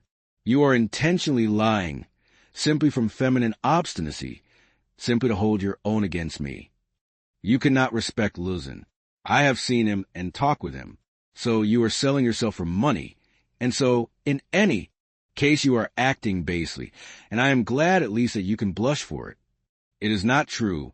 I am not lying, cried Dunya, losing her composure. I would not marry him if I were not convinced that he esteems me and thinks highly of me. I would not marry him if I were not firmly convinced that I can respect him. Fortunately, I can have convincing proof of it this very day, and such a marriage is not a vileness, as you say. And even if you were right, if I really had determined on a vile action, is it not merciless on your part to speak to me like that? Why do you demand of me a heroism that perhaps you have not either? It is despotism. It is tyranny. If I ruin anyone, it is only myself. I am not committing a murder. Why do you look at me like that? Why are you so pale? Rhodia, darling, what's the matter? Good heavens! You have made him faint, cried Pulcheria Alexandrovna. No, nonsense. It's nothing. A little giddiness, not fainting. You have fainting on the brain. Yes, what was I saying? Oh, yes. In what way will you get convincing proof today that you can respect him, and that he esteems you, as you said? I think you said today. Mother, show Rhodia Fyodor Petrovitch's letter, said Dunya. With trembling hands, Pulcheria Alexandrovna gave him the letter. He took it with great interest, but before opening it, he suddenly looked with a sort of wonder at Dunya. It is strange, he said slowly, as though struck by a new idea. What am I making? Such a fuss for? What is it all about? Marry whom you like. He said this as though to himself, but said aloud, and looked for some time at his sister, as though puzzled. He opened the letter at last, still with the same look of strange wonder on his face. Then, slowly and attentively, he began reading and read it through twice. Pulcheria Alexandrovna showed marked anxiety, and all indeed expected something particular. What surprises me, he began, after a short pause, handing the letter to his mother, but not addressing anyone in particular, is that he is a business man, a lawyer, and his conversation pretentious indeed, and yet he writes such an uneducated letter. They all started. They had expected something quite different. But they all write like that, you know. Razumihin observed abruptly. Have you read it? Yes. We showed him, Rhodia. We consulted him just now. Pulcheria Alexandrovna began, embarrassed. That's just the jargon of the courts, Razumihin put in. Legal documents are written like that to this day. Legal? Yes, it's just legal business language. Not so very uneducated, and not quite educated. Business language. Fyodor Petrovitch makes no secret of the fact that he had a cheap education. He is proud indeed of having made his own way, Avdotya Romanovna observed. somewhat offended by her brother's tone. Well, if he's proud of it, he has reason. I don't deny it. You seem to be offended, sister, at my making only such a frivolous criticism on the letter, and to think that I speak of such trifling matters on purpose to annoy you. It is quite the contrary. An observation apropos of the style occurred to me that is by no means irrelevant as things stand. There is one expression, blame yourselves, put in very significantly and plainly, and there is besides a threat that he will go away at once if I am present. That threat to go away is equivalent to a threat to abandon you both if you are disobedient, and to abandon you now after summoning you to Petersburg. Well, what do you think? Can one resent such an expression from Luzin, as we should if he pointed to Razumihin, had written it, or Zosimov, or one of us? And no, answered Dunya with more animation. I saw clearly that it was too naively expressed, and that perhaps he simply has no skill in writing. That is a true criticism, brother. I did not expect, indeed. It is expressed in legal style, and sounds coarser than perhaps he intended. But I must disillusion you a little. There is one expression in the letter, one slander about me, and rather a contemptible one. I gave the money last night to the widow, a woman in consumption, crushed with trouble, and not on the pretext of the funeral, but simply to pay for the funeral, and not to the daughter, a young woman, as he writes, of notorious behavior, whom I saw last night for the first time in my life, but to the widow. In all this I see a too hasty desire to slander me and to raise dissension between us. It is expressed again in legal jargon, that is to say, with a too obvious display of the aim, and with a very naive eagerness. He is a man of intelligence, but to act sensibly, intelligence is not enough. It all shows the man, and I don't think he has a great esteem for you. I tell you this simply to warn you, because I sincerely wish your good. Dunya did not reply. Her resolution had been taken. She was only awaiting the evening. Then what is your decision? Rodia? Asked Pulcheria Alexandrovna, who was more uneasy than ever at the sudden, new, businesslike tone of his talk. What decision? You see, Fyodor Petrovitch writes that you are not to be with us this evening, and that he will go away if you come. So will you come? That, of course, is not for me to decide, but for you first, if you are not offended by such a request, and secondly by Dunya if she too is not offended. I will do what you think best, he added, drily. Dunya has already decided, and I fully agree with her. Pulcheria Alexandrovna hastened to declare, I decided to ask you, Rodia, to urge you not to fail to be with us at this interview, said Dunya. Will you come? Yes. I will ask you, too, to be with us at 8 o'clock, she said, addressing Razumihin. Mother, I'm inviting him, too. Quite right, Dunya. Well, since you've decided, added Pulcheria Alexandrovna, so be it. I shall feel easier myself. I do not like concealment and deception. Better let us have the whole truth. Pyotr Petrovitch may be angry or not now. Chapter 4. At that moment the door was softly opened, and a young girl walked into the room, looking timidly about her. Everyone turned towards her with surprise and curiosity. At first sight, Raskolnikov did not recognize her. It was Sofia Semyonovna Marmeladov. He had seen her yesterday for the first time, but at such a moment, in such surroundings and in such a dress, that his memory retained a very different image of her. Now she was a modestly and poorly dressed young girl, very young, indeed, almost like a child, with a modest and refined manner, with a candid but somewhat frightened-looking face. She was wearing a very plain indoor dress, and had on a shabby old-fashioned hat, but she still carried a parasol. Unexpectedly finding the room full of people, she was not so much embarrassed as completely overwhelmed with shyness, like a little child. She was even about to retreat. Oh, it's you, said Raskolnikov, extremely astonished, and he too was confused. He at once recollected that his mother and sister knew through Luzin's letter of some young woman of notorious behavior. He had only just been protesting against Luzin's calumny and declaring that he had seen the girl last night for the first time, and suddenly she had walked in. He remembered, too, that he had not protested against the expression of notorious behavior. All this passed vaguely and fleetingly through his brain, but looking at her more intently, He saw that the humiliated creature was so humiliated that he felt suddenly sorry for her. When she made a movement to retreat in terror, it sent a pang to his heart. "I did not expect you," he said hurriedly, with a look that made her stop. "Please sit down. You come, no doubt, from Katerina Ivanovna. Allow me, not there. Sit here." At Sonia's entrance, Razumihin, who had been sitting on one of Raskolnikov's 3 chairs, close to the door, got up to allow her to enter. Raskolnikov had at first shown her the place on the sofa where Zosimov had been sitting, but feeling that the sofa would serve him as a bed was too familiar a place, he hurriedly motioned her to Razumihin's chair. "You sit here," he said to Razumihin, putting him on the sofa. Sonia sat down, almost shaking with terror, and looked timidly at the 2 ladies. It was evidently almost inconceivable to herself that she could sit down beside them. At the thought of it, she was so frightened that she hurriedly got up again, and in utter confusion addressed Raskolnikov. I have come for 1 minute.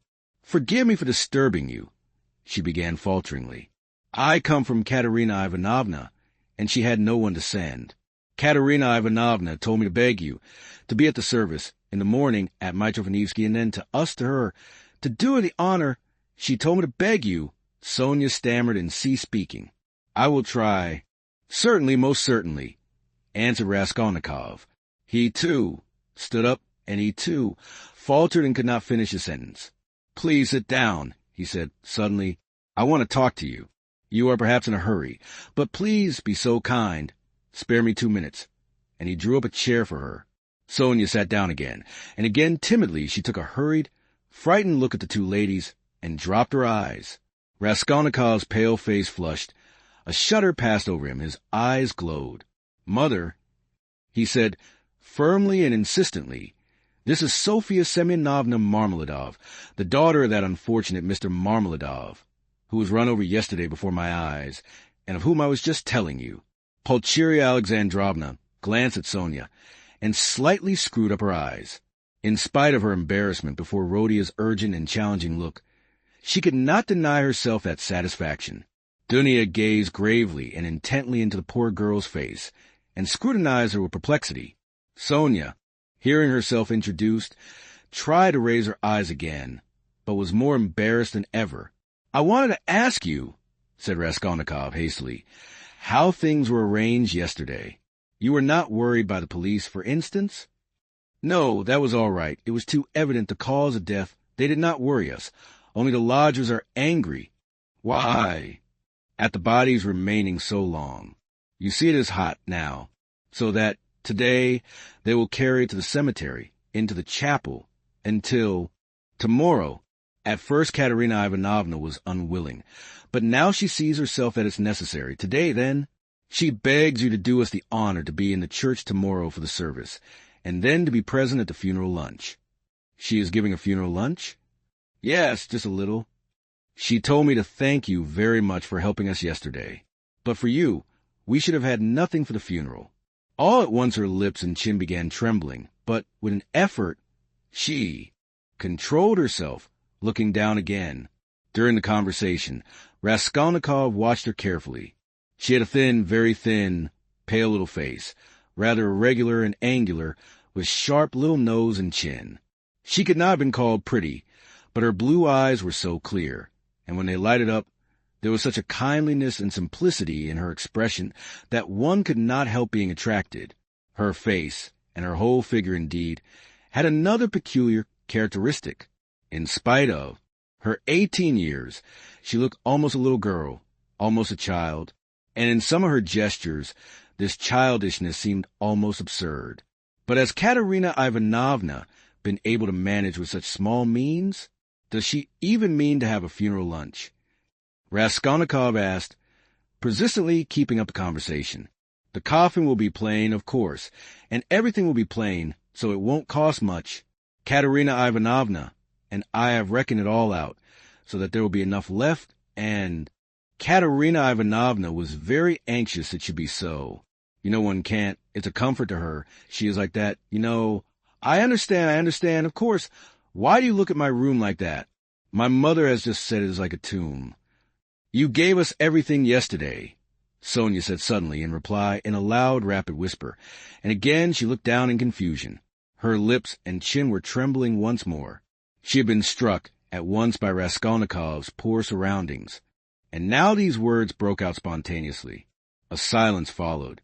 There was a light in Dunia's eyes, and even Pulcheria Alexandrovna looked kindly at Sonia.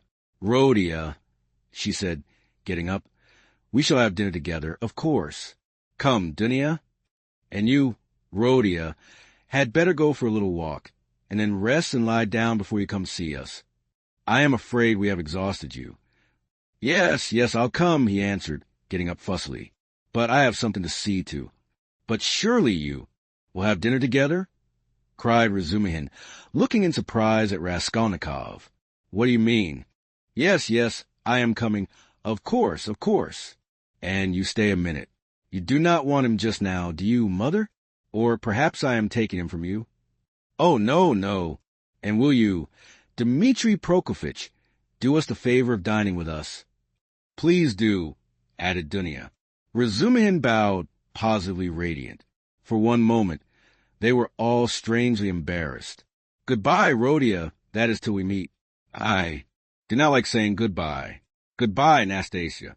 I have said goodbye again." Pulcheria Alexandrovna meant to greet Sonia, too, but it somehow failed to come off, and she went in a flutter out of the room. But Avdotya Romanovna seemed to await her turn, and following her mother out, gave Sonia an attentive, courteous bow.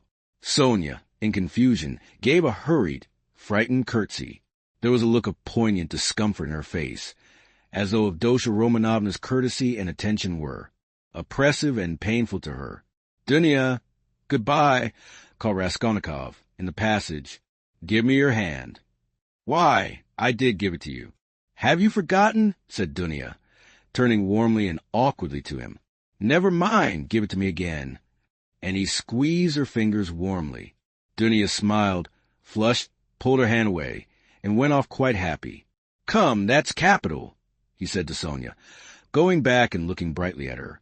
"God give peace to the dead. The living have still to live. That is right, isn't it?" Sonia looked surprised at the sudden brightness of his face. He looked at her for some moments in silence.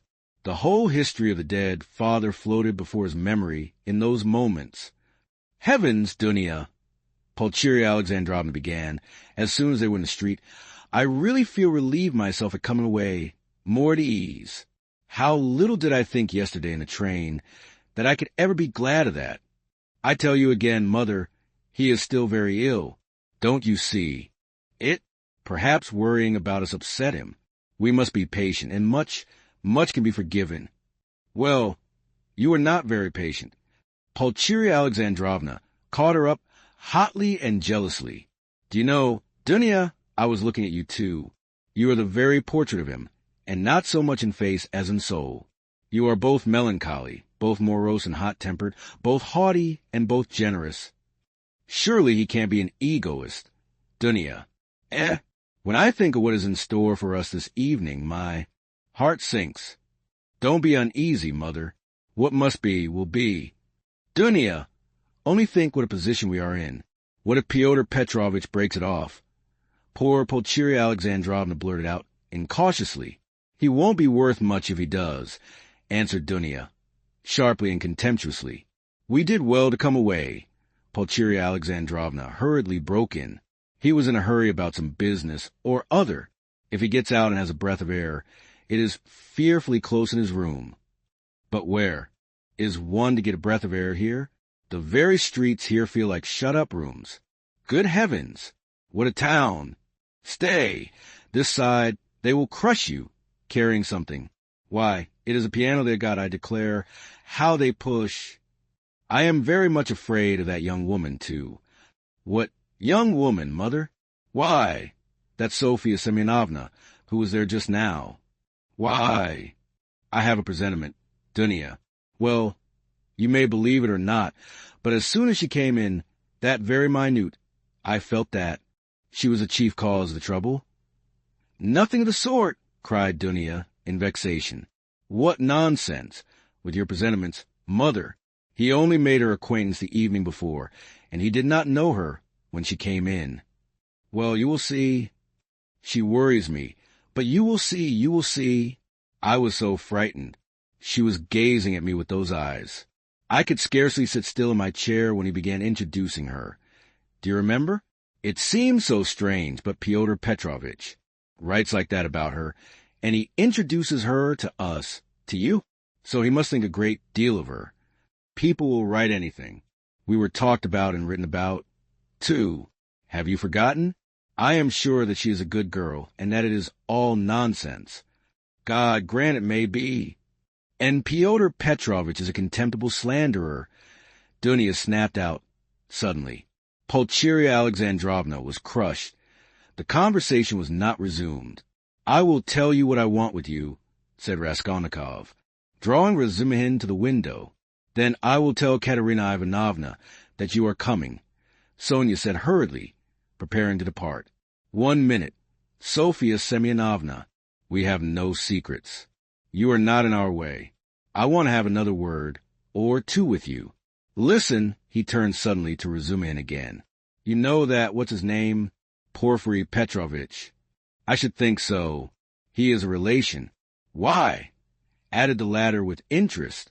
Is not he managing that case, you know, about that murder? You were speaking about it yesterday. Yes, well. Razumihin's eyes opened wide. He was inquiring for people who had pawned things, and I have some pledges there, too. Trifles. A ring my sister gave me as a keepsake when I left home, and my father's silver watch. They're only worth 5 or 6 rubles altogether, but I value them. So what am I to do now? I do not want to lose the things, especially the watch. I was quaking just now, for fear Mother would ask to look at it, when we spoke of Dunya's watch. It is the only thing a father's left us. She would be ill if it were lost. You know what women are. So tell me what to do. I know I ought to have given notice at the police station, but would it not be better to go straight to Porfiry? What do you think? The matter might be settled more quickly. You see, Mother may ask for it before dinner. Certainly not to the police station. Certainly to Porfiry. Razumihin shouted in extraordinary excitement. Well, how? Glad I am. Let us go at once. It is a couple of steps.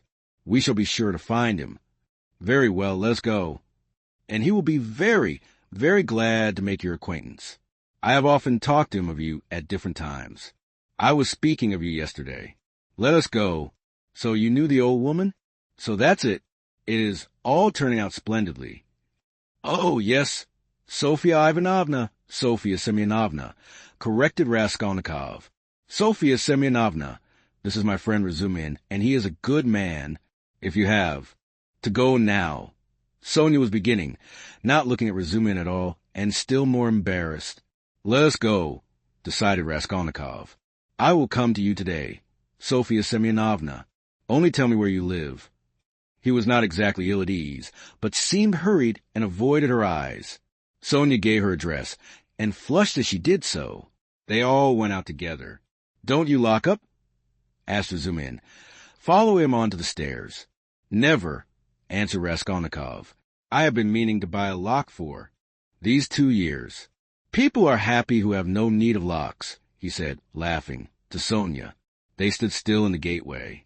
Do you go to the right, Sofia Semyonovna? How did you find me, by the way? He added, as though he wanted to say something quite different. He wanted to look at her soft, clear eyes, but this was not easy. Why? You gave your address to Polenka yesterday. Polenka? Oh, yes, Polenka. That is a little girl. She is your sister? Did I give her the address? Why, had you forgotten? No, I remember.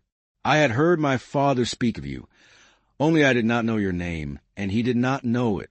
And now I came, and as I had learnt your name, I asked today, where does Mr. Raskolnikov live? I did not know you had only a room, too. Goodbye. I will tell Katerina Ivanovna. She was extremely glad to escape at last. She went away looking down, hurrying to get out of sight as soon as possible, to walk the 20 steps to the turning on the right, and to be at last alone, and then moving rapidly along, looking at no one, noticing nothing, to think, to remember, to meditate on every word, every detail. Never had she felt anything like this. Dimly and unconsciously, a whole new world was opening before her. She remembered suddenly that Raskolnikov meant to come to her that day, perhaps at once. Only not today, please, not today, she kept muttering with a sinking heart, as though entreating someone like a frightened child. Mercy, to me, to that. Room, he will see. Oh, dear. She was not capable at that instant of noticing an unknown gentleman who was watching her and following at her heels. He had accompanied her from the gateway. At the moment when Razumihin, Raskolnikov, and she stood still at parting on the pavement, this gentleman, who was just passing, started on hearing Sonia's words. And I asked where Mr. Raskolnikov lived? He turned a rapid but attentive look upon all three, especially upon Raskolnikov, to whom Sonia was speaking, then looked back and noted the house. All this was done in an instant as he passed, and trying not to betray his interest, he walked on more slowly as though waiting for something. He was waiting for Sonia. He saw that they were parting and that Sonia was going home. Home? Where? I've seen that face somewhere, he thought. I must find out. At the turning he crossed over, looked round, and saw Sonia coming the same way, noticing nothing. She turned the corner. He followed her on. The other side. After about 50 paces he crossed over again, overtook her and kept 2 or 3 yards behind her. He was a man about 50, rather tall and thickly set, with broad high shoulders which made him look as though he stooped a little. He wore good and fashionable clothes, and looked like a gentleman of position. He carried a handsome cane, which he tapped on the pavement at each step. His gloves were spotless. He had a broad, rather pleasant face with high cheekbones and fresh color, not often seen in Petersburg. His flaxen hair was still abundant, and only touched here and there with gray, and his thick square beard was even lighter than his hair. His eyes were blue and had a cold and thoughtful look. His lips were crimson. He was a remarkably well-preserved man, and looked much younger than his years. When Sonia came out on the canal bank, they were the only 2 persons on the pavement. He observed her dreaminess and preoccupation. On reaching the house where she lodged, Sonia turned at the gate. He followed her, seeming rather surprised. In the courtyard she turned to the right corner. "Bah!" muttered the unknown gentleman, and mounted the stairs behind her. Only then Sonia noticed him. She reached the 3rd story, turned down the passage, and rang at number 9. On the door was inscribed in chalk, Kapernaumov, Tailor. "Bah!" the stranger repeated again, wondering at the strange coincidence, and he rang next door at number 8. The doors were 2 or 3 yards apart. "You lodge at Kapernaumov's," he said, looking at Sonia and laughing. "He altered a waistcoat for me yesterday. I am staying close here at Madame Reslich's." "How odd." Sonia looked at him attentively. "We are neighbors," he went on gaily. "I only came to town the day before yesterday. Goodbye for the present." Sonia made no reply. The door opened, and she slipped in. She felt for some reason ashamed and uneasy. On the way to Porfiry's, Razumihin was obviously excited. "That's capital, brother," he repeated several times. "And I am glad. I am glad." "What are you glad about?" Raskolnikov thought to himself. "I didn't know that you pledged things at the old woman's, too. And was it long ago? I mean, was it long since you were there? What a simple-hearted fool he is. When was it?" Raskolnikov stopped still to recollect. 2 or 3 days before her death, it must have been. "But I am not going to redeem the things now," he put in with a sort of hurried and conspicuous solicitude about the things. "I've not more than a silver rouble left, after last night's accursed delirium." He laid special emphasis on the delirium. Yes. Razumihin hastened to agree, but what was not clear. "Then that's why you were stuck." "Partly. You know in your delirium you were continually mentioning some rings or chains." Yes, that's clear. It's all clear now." "Hello. How that idea must have got about among them. Here this man will go to the stake for me, and I find him delighted at having it cleared up why I spoke of rings in my delirium. What a hold the idea must have on all of them. Shall we find him?" he asked suddenly. "Oh, yes," Razumihin answered quickly. He is a nice fellow, you will see, brother. Rather clumsy. That is to say, he is a man of polished manners. But I mean clumsy in a different sense. He is an intelligent fellow, very much so indeed, but he has his own range of ideas. He is incredulous, skeptical, cynical. He likes to impose on people, or rather make fun of them. His is the old circumstantial method. But he understands his work thoroughly. Last year, he cleared up a case of murder in which the police had hardly a clue. He is very, very anxious to make your acquaintance. On what grounds is he so anxious? Oh, it's not exactly. You see, since you've been ill, I happen to have mentioned you several times. So, when he heard about your being a law student and not able to finish your studies, he said, "What a pity." And so I concluded from everything together, not only that, yesterday, Zaimtov, Rodia, I talked some nonsense on the way home to you yesterday when I was drunk. I am afraid, brother, of your exaggerating it, you see. What? That they think I am a madman? Maybe they are right, he said with constrained smile. Yes, yes. That is, pooh, no. But all that I said, and there was something else too, it was all nonsense, drunken. Nonsense. But why are you apologizing? I am so sick of it all. Raskolnikov cried with exaggerated irritability. It was partly assumed, however. I know, I understand. Believe me, I understand. One's ashamed to speak of it. If you are ashamed, then don't speak of it. Both were silent. Razumihin was more than ecstatic, and Raskolnikov perceived it with repulsion. He was alarmed, too, by what Razumihin had just said about Porfiry. I shall have to pull a long face with him, too, he thought with a beating heart, and he turned white, and do it naturally, too. But the most natural thing would be to do nothing at all. Carefully do nothing at all. No, carefully would not be natural again. Oh, well, we shall see how it turns out. We shall see directly. Is it a good thing to go or not? The butterfly flies to the light. My heart is beating, that's what's bad. In this gray house, said Razumihin, the most important thing, does Porfiry know that I was at the old hag's flat yesterday and asked about the blood? I must find that out instantly. As soon as I go in, find out from his face. Otherwise, I'll find out if it's my ruin. I say, brother, he said suddenly, addressing Razumihin with a sly smile, I have been noticing all day that you seem to be curiously excited. Isn't it so? Excited? Not a bit of it, said Razumihin, stung to the quick. Yes, brother, I assure you it's noticeable. Why, you sat on your chair in a way you never do sit, on the edge somehow, and you seemed to be writhing all the time. You kept jumping up for nothing. One moment you were angry, and the next your face looked like a sweetmeat. You even blushed, especially when you were invited to dinner. You blushed awfully. Nothing of the sort. Nonsense. What do you mean? But why are you wriggling out of it like a schoolboy? By Jove, there he's blushing again. What a pig you are. But why are you so shamefaced about it? Romeo, stay, I'll tell you today. Ha ha, I'll make mother laugh. And someone else too. Listen, listen, listen. This is serious. What next, you fiend? Razumihin was utterly overwhelmed, turning cold with horror. What will you tell them? Come, brother. Phoo! What a pig you are. You're like a summer rose.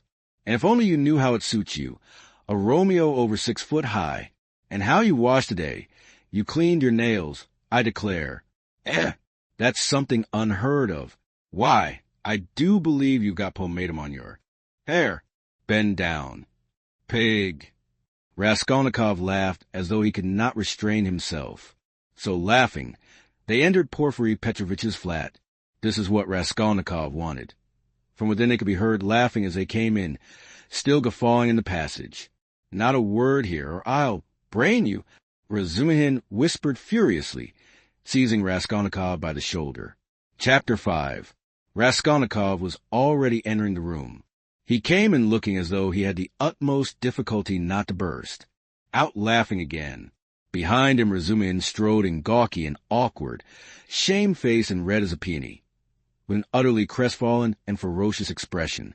His face and whole figure really were ridiculous at that moment, and amply justified Raskolnikov's laughter. Raskolnikov, not waiting for an introduction, bowed to Porfiry Petrovitch, who stood in the middle of the room looking inquiringly at them. He held out his hand and shook hands, still apparently making desperate efforts to subdue his mirth and utter a few words to introduce himself. But he had no sooner succeeded in assuming a serious air and muttering something, when he suddenly glanced again as though accidentally at Razumihin, and could no longer control himself. His stifled laughter broke out the more irresistibly the more he tried to restrain it. The extraordinary ferocity with which Razumihin received this spontaneous mirth gave the whole scene the appearance of most genuine fun and naturalness. Razumihin strengthened this impression as though on purpose. "Fool! You fiend!" he roared, waving his arm, which at once struck a little round table with an empty tea-glass on it. Everything was sent flying and crashing. "But why break chairs, gentlemen? You know it's a loss of the crown," Porfiry Petrovitch quoted gaily. Raskolnikov was still laughing, with his hand in Porfiry Petrovitch's, but anxious not to overdo it, awaited the right moment to put a natural end to it. Razumihin, completely put to confusion by upsetting the table and smashing the glass, gazed gloomily at the fragments, cursed, and turned sharply to the window where he stood looking out with his back to the company with a fiercely scowling countenance. Seeing nothing, Porfiry Petrovitch laughed and was ready to go on laughing, but obviously looked for explanations.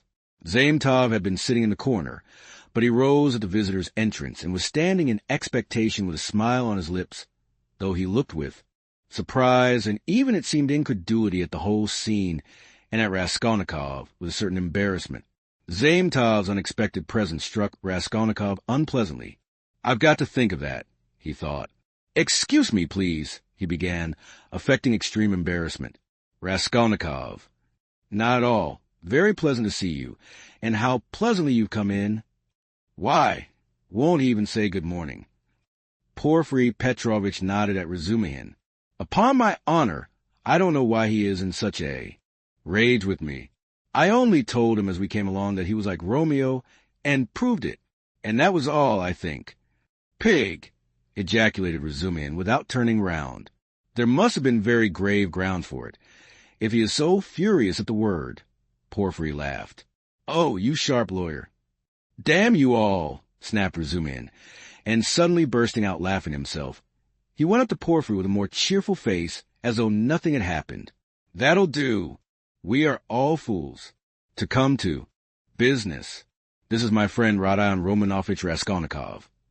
In the first place, he has heard of you and wants to make your acquaintance, and secondly, he has a little matter of business with you." "Bah! Zametov, what brought you here? Have you met before? Have you known each other long? What does this mean?" thought Raskolnikov uneasily. Zametov seemed taken aback, but not very much so. "Why, it was at your rooms we met yesterday," he said easily. "Then I have been spared the trouble. All last week he was begging me to introduce him to you. Porfiry and you have sniffed each other out without me. Where is your tobacco?" Porfiry Petrovitch was wearing a dressing gown, very clean linen, and trodden-down slippers. He was a man of about 35, short, stout, even corpulence, and clean-shaven. He wore his hair cut short and had a large round head, particularly prominent at the back. His soft, round, rather snub-nosed face was of a sickly yellowish color, but had a vigorous and rather ironical expression. It would have been good-natured except for a look in the eyes, which shone with watery, mawkish light under almost white, blinking eyelashes.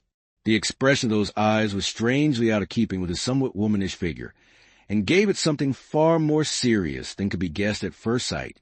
As soon as Porfiry Petrovitch heard that his visitor had a little matter of business with him, he begged him to sit down on the sofa, and sat down himself on the other end, waiting for him to explain his business, with that careful and over-serious attention which is at once oppressive and embarrassing, especially to a stranger, and especially if what you are discussing is, in your opinion, of far too little importance for such exceptional solemnity.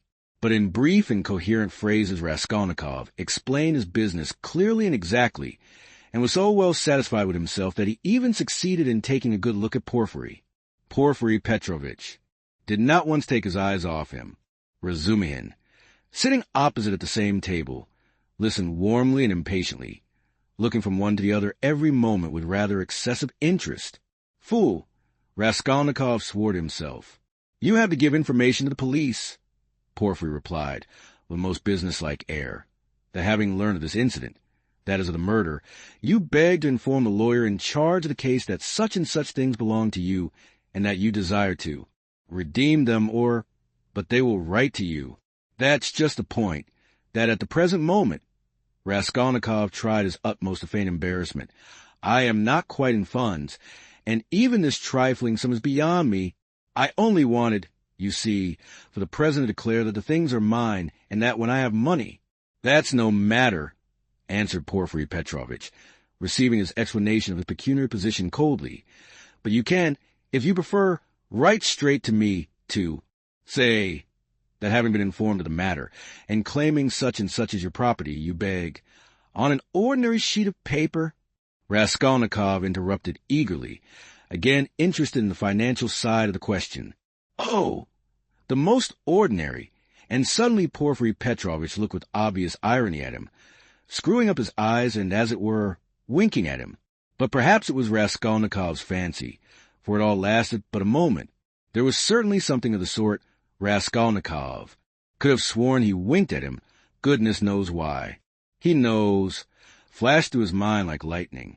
"Forgive my troubling you about such trifles," he went on, a little disconcerted.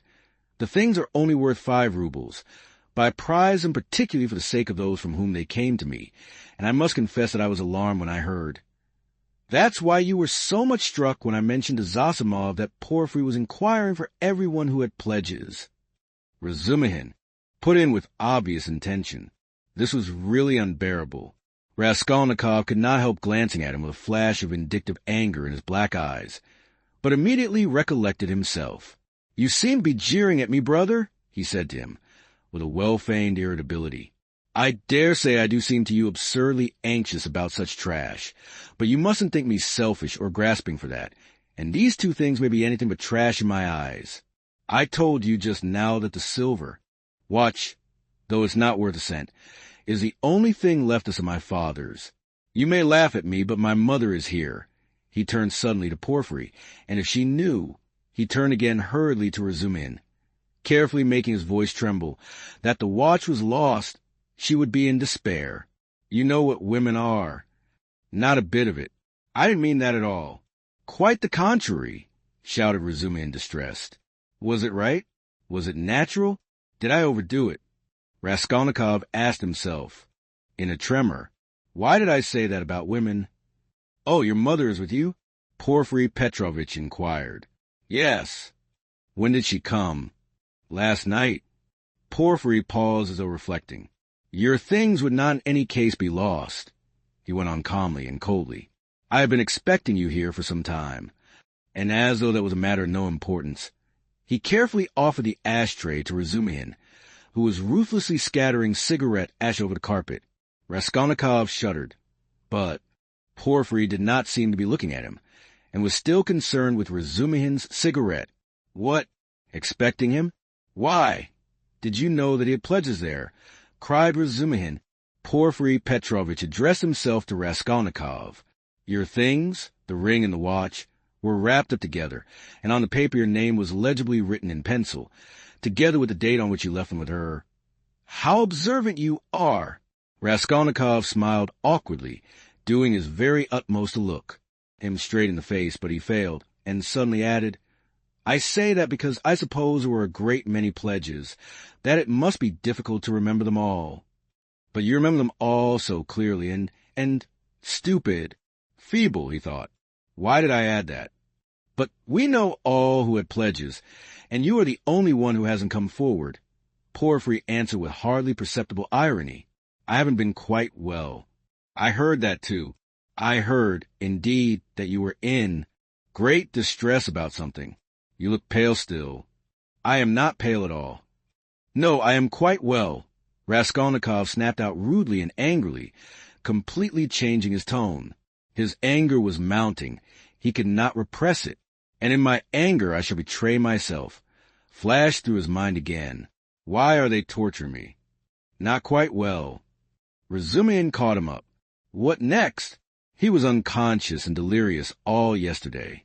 Would you believe, Porphyry, as soon as our backs were turned, he dressed, though he could hardly stand, and gave us the slip and went off on a spree somewhere till midnight.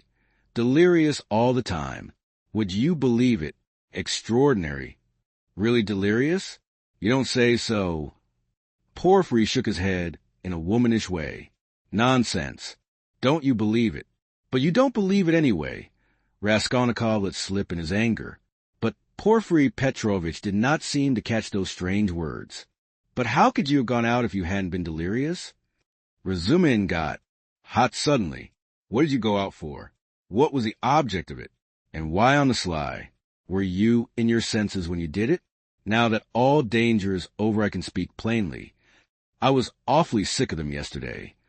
Raskolnikov addressed Porphyry suddenly with a smile of insolent defiance. I ran away from him to take lodgings where they wouldn't find me, and took a lot of money with me. Mr. Zametov there saw it. I say, Mr. Zametov, was I sensible or delirious yesterday? Settle our dispute. He could have strangled Zametov at that moment. So hateful were his expression and his silence to him. In my opinion, you talked sensibly and even artfully, but you were extremely irritable, Zametov pronounced dryly. And Nikodem Fomitch was telling me today, put in Porphyry Petrovitch, that he met you very late last night in the lodging of a man who had been run over. And there, said Razumihin, weren't you mad then? You gave your last penny to the widow for the funeral. If you wanted to help, give 15 or 20 even, but keep 3 rubles for yourself at least. But he flung away all the 25 at once. Maybe I found a treasure somewhere and you know nothing of it? So that's why I was liberal yesterday. Mr. Zametov knows I've found a treasure. Excuse us, please, for disturbing you for half an hour with such trivialities, he said, turning to Porphyry Petrovitch, with trembling lips. We are boring you, aren't we? Oh, no. Quite the contrary. Quite the contrary. If only you knew how you interest me. It's interesting to look on and listen, and I'm really glad you have come forward at last. But you might give us some tea. My throat's dry, cried Razumihin. Capital idea. Perhaps we will all keep you company. Wouldn't you like something more essential before tea? Get along with you. Porphyry Petrovitch went out to order tea. Raskolnikov's thoughts were in a whirl. He was in terrible exasperation. The worst of it is they don't disguise it. They don't care to stand on ceremony. And how, if you didn't know me at all, did you come and talk to Nikodem Fomitch about me? So they don't care to hide that they are tracking me like a pack of dogs. They simply spit in my face. He was shaking with rage. Come, strike me openly. Don't play with me like a cat with a mouse. It's hardly civil, Porphyry Petrovitch, but perhaps I won't allow it. I shall get up and throw the whole truth in your ugly faces, and you'll see how I despise you. He could hardly breathe. And what if it's only my fancy? What if I am mistaken, and through inexperience I get angry and don't keep up my nasty part? Perhaps it's all unintentional. All their phrases are the usual ones. But there is something about them. It all might be said, but there is something. Why did he say bluntly, with her? Why did Zametov add that I spoke artfully? Why do they speak in that tone? Yes, the tone. Razumihin is sitting here. Why does he see nothing? That innocent blockhead never does see anything. Feverish again. Did Porphyry wink at me just now? Of course it's nonsense. What could he wink for? Are they trying to upset my nerves, or are they teasing me? Either it's ill fancy, or they know. Even Zametov is rude. Is Zametov rude? Zametov has changed his mind. I foresaw he would change his mind. He is at home here, while it's my first visit. Porphyry does not consider him a visitor. Sits with his back to him. They're as thick as thieves, no doubt, over me. Not a doubt they were talking about me before we came. Do they know about the flat? If only they'd make haste. When I said that I ran away to take a flat, he let it pass. I put that in cleverly about a flat. It may be of use afterwards. Delirious, indeed. Ha ha! He knows all about last night. He didn't know of my mother's arrival. The hag had written the date on in pencil. You are wrong. You won't catch me. There are no facts. It's all supposition. You produce facts. The flat even isn't a fact but delirium. I know what to say to them. Do they know about the flat? I won't go without finding out. What did I come for? But my being angry now maybe is a fact. Fool, how irritable I am. Perhaps that's right, to play the invalid. He is feeling me. He will try to catch me. Why did I come? All this flashed like lightning through his mind. Porfiry Petrovitch returned quickly. He became suddenly more jovial. Your party yesterday, brother, has left my head rather, and I am out of sorts altogether. He began in quite a different tone, laughing to resume in. Was it interesting? I left you yesterday at the most interesting point. Who got the best of it? Oh, no one, of course. They got on to everlasting questions, floated off into space. Only fancy, Rhodia, what we got on to yesterday. Whether there is such a thing as crime. I told you that we talked our heads off. What is there strange? It's an everyday social question. Raskolnikov answered casually. The question wasn't put quite like that, observed Porfiry. Not quite, that's true. Razumin agreed at once, getting warm and hurried as usual. Listen, Rodion, and tell us your opinion. I want to hear it. I was fighting tooth and nail with them and wanted you to help me. I told them you were coming. It began with the socialist doctrine. You know their doctrine. Crime is a protest against the abnormality of the social organization, and nothing more, no other causes. Admitted. You are wrong there, cried Porfiry Petrovitch. He was noticeably animated and kept laughing as he looked at Razumihin, which made him more excited than ever. Nothing is admitted. Razumihin interrupted with heat. I am not wrong. I'll show you their pamphlets. Everything with them is the influence of environment and nothing else. Their favorite phrase, from which it follows that if society is normally organized, all crime will cease at once, since there will be nothing to protest against, and all men will become righteous in one instant. Human nature is not taken into account. It is excluded. It's not supposed to exist. They don't recognize that humanity, developing by a historical living process, will become at last a normal society. But they believe that a social system that has come out of some mathematical brain is going to organize all humanity at once and make it just and sinless in an instant, quicker than any living process. That's why they instinctively dislike history, nothing but ugliness and stupidity in it. And they explain it all as stupidity. That's why they so dislike the living process of life. They don't want a living soul. The living soul demands life. The soul won't obey the rules of mechanics. The soul is an object of suspicion. The soul is retrograde. But what they want, though it smells of death and can be made of India rubber, at least is not alive, has no will, is servile and won't revolt. And it comes in the end to there, reducing everything to the building of walls and the planning of rooms and passages in a phalanstery. The phalanstery is ready indeed, but your human nature is not ready for phalanstery. It wants life. It hasn't completed its vital process. It's too soon for the graveyard. You can't skip over nature by logic. Logic presupposes 3 possibilities, but there are millions. Cut away 1,000,000, and reduce it all to the question of comfort. That's the easiest solution of the problem. It's seductively clear, and you mustn't think about it. That's the great thing. You mustn't think. The whole secret of life in 2 pages of print. Now he is off, beating the drum. Catch hold of him, do, laughed Porfiry. Can you imagine, he turned to Raskolnikov, 6 people holding forth like that last night, in one room, with punch as a preliminary? No, brother, you are wrong. Environment accounts for a great deal in crime. I can assure you of that. Oh, I know it does, but just tell me. A man of 40 violates a child of 10. Was it environment drove him to it? Well, strictly speaking, it did. Porfiry observed with noteworthy gravity. A crime of that nature may be very well ascribed to the influence of environment. Razumin was almost in a frenzy. Oh, if you like, he roared. I'll prove to you that your white eyelashes may very well be ascribed to the church of Ivan the Great's being 250 feet high. And I will prove it clearly, exactly, progressively, and even with a liberal tendency. I undertake to. Will you bet on it? Done. Let's hear, please, how you will prove it.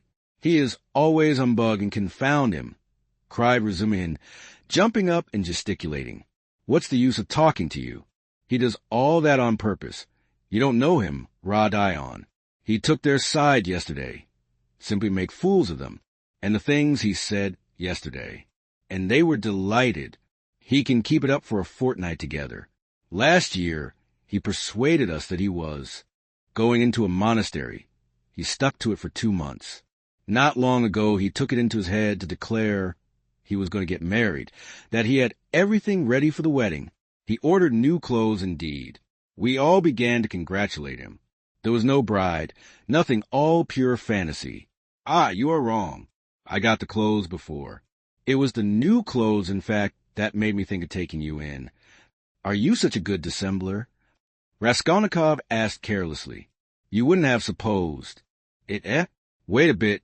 I shall take you in, too. Ha ha ha. No, I'll tell you the truth. All these questions about crime, environment, children, recall to my mind an article of yours which interested me at the time. On crime, or something of the sort. I forget the title. I read it with pleasure 2 months ago in the Periodical Review. My article? In the Periodical Review? Raskolnikov asked in astonishment. I certainly did write an article upon a book 6 months ago when I left the university, but I sent it to the Weekly Review. But it came out in the periodical, and the Weekly Review ceased to exist, so that's why it wasn't printed at the time. That's true, but when it ceased to exist, the Weekly Review was amalgamated with the periodical, and so your article appeared 2 months ago in the latter.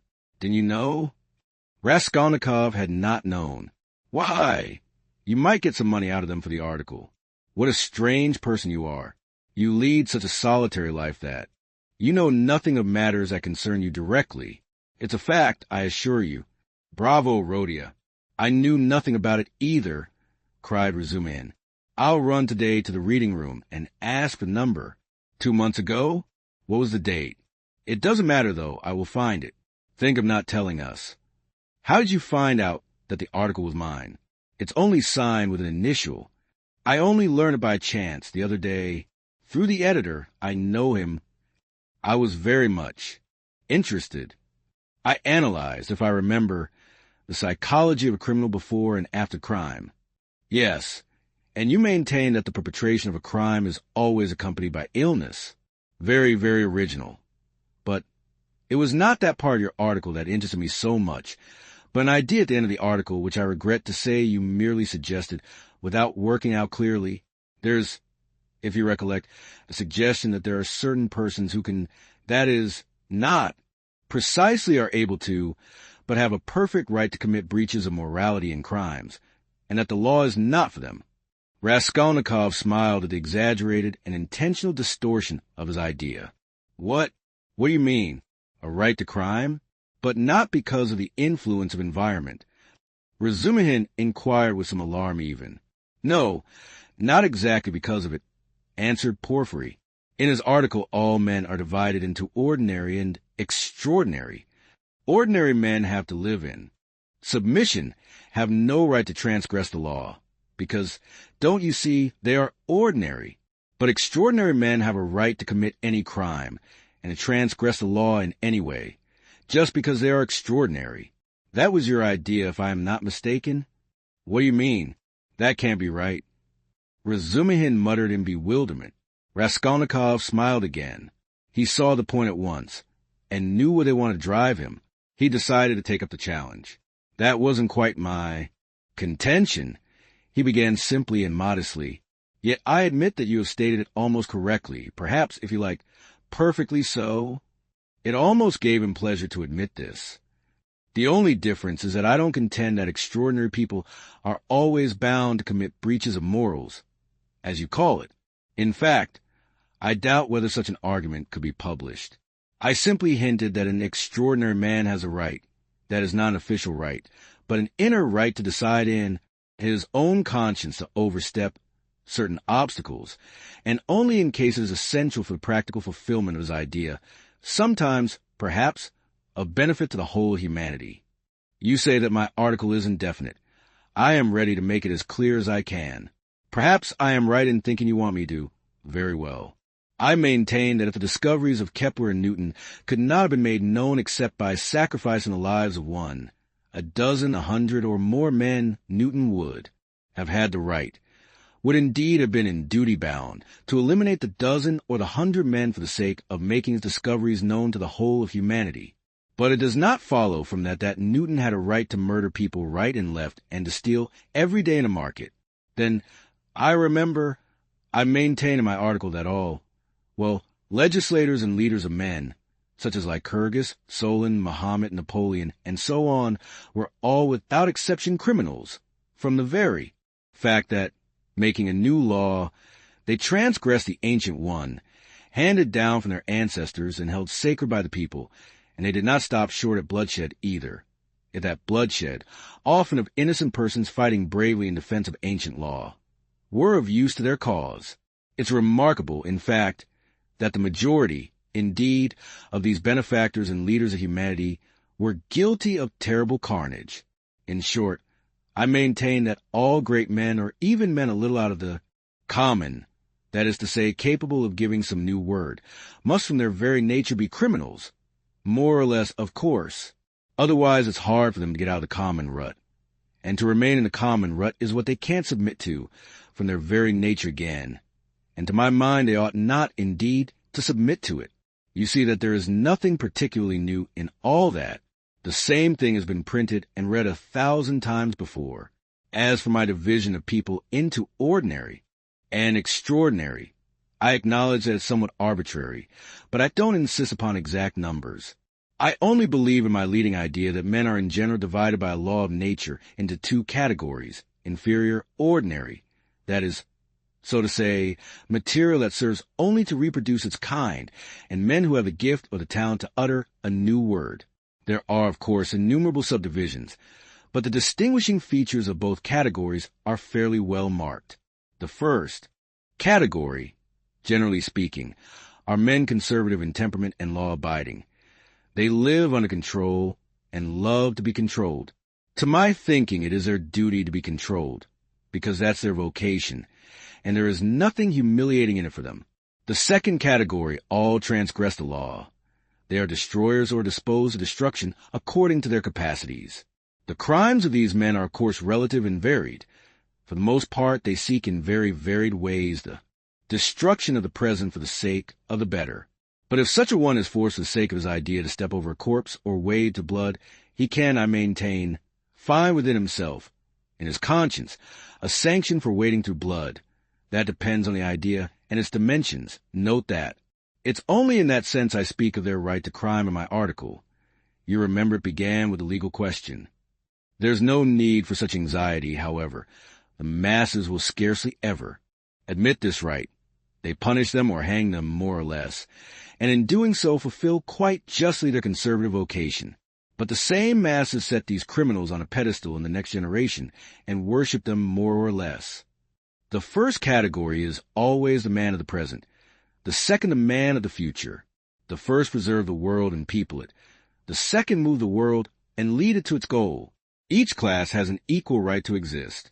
In fact, all have equal rights with me, and vive la Gardernel, till the New Jerusalem, of course. Then you believe in the New Jerusalem, do you? I do, Raskolnikov answered firmly. As he said these words, and during the whole preceding tirade, he kept his eyes on one spot on the carpet. And do you believe in God? Excuse my curiosity. I do, repeated Raskolnikov, raising his eyes to Porphyry. And do you believe in Lazarus rising from the dead? I do. Why do you ask all this? You believe it literally? Literally. You don't say so. I asked from curiosity. Excuse me. But let us go back to the question. They are not always executed. Some, on the contrary, triumph in their lifetime? Oh, yes. Some attain their ends in this life, and then they begin executing other people. If it's necessary. Indeed, for the most part they do. Your remark is very witty. Thank you. But tell me this. How do you distinguish those extraordinary people from the ordinary ones? Are there signs at their birth? I feel there ought to be more exactitude, more external definition. Excuse the natural anxiety of a practical, law-abiding citizen, but couldn't they adopt a special uniform? For instance, couldn't they wear something, be branded in some way?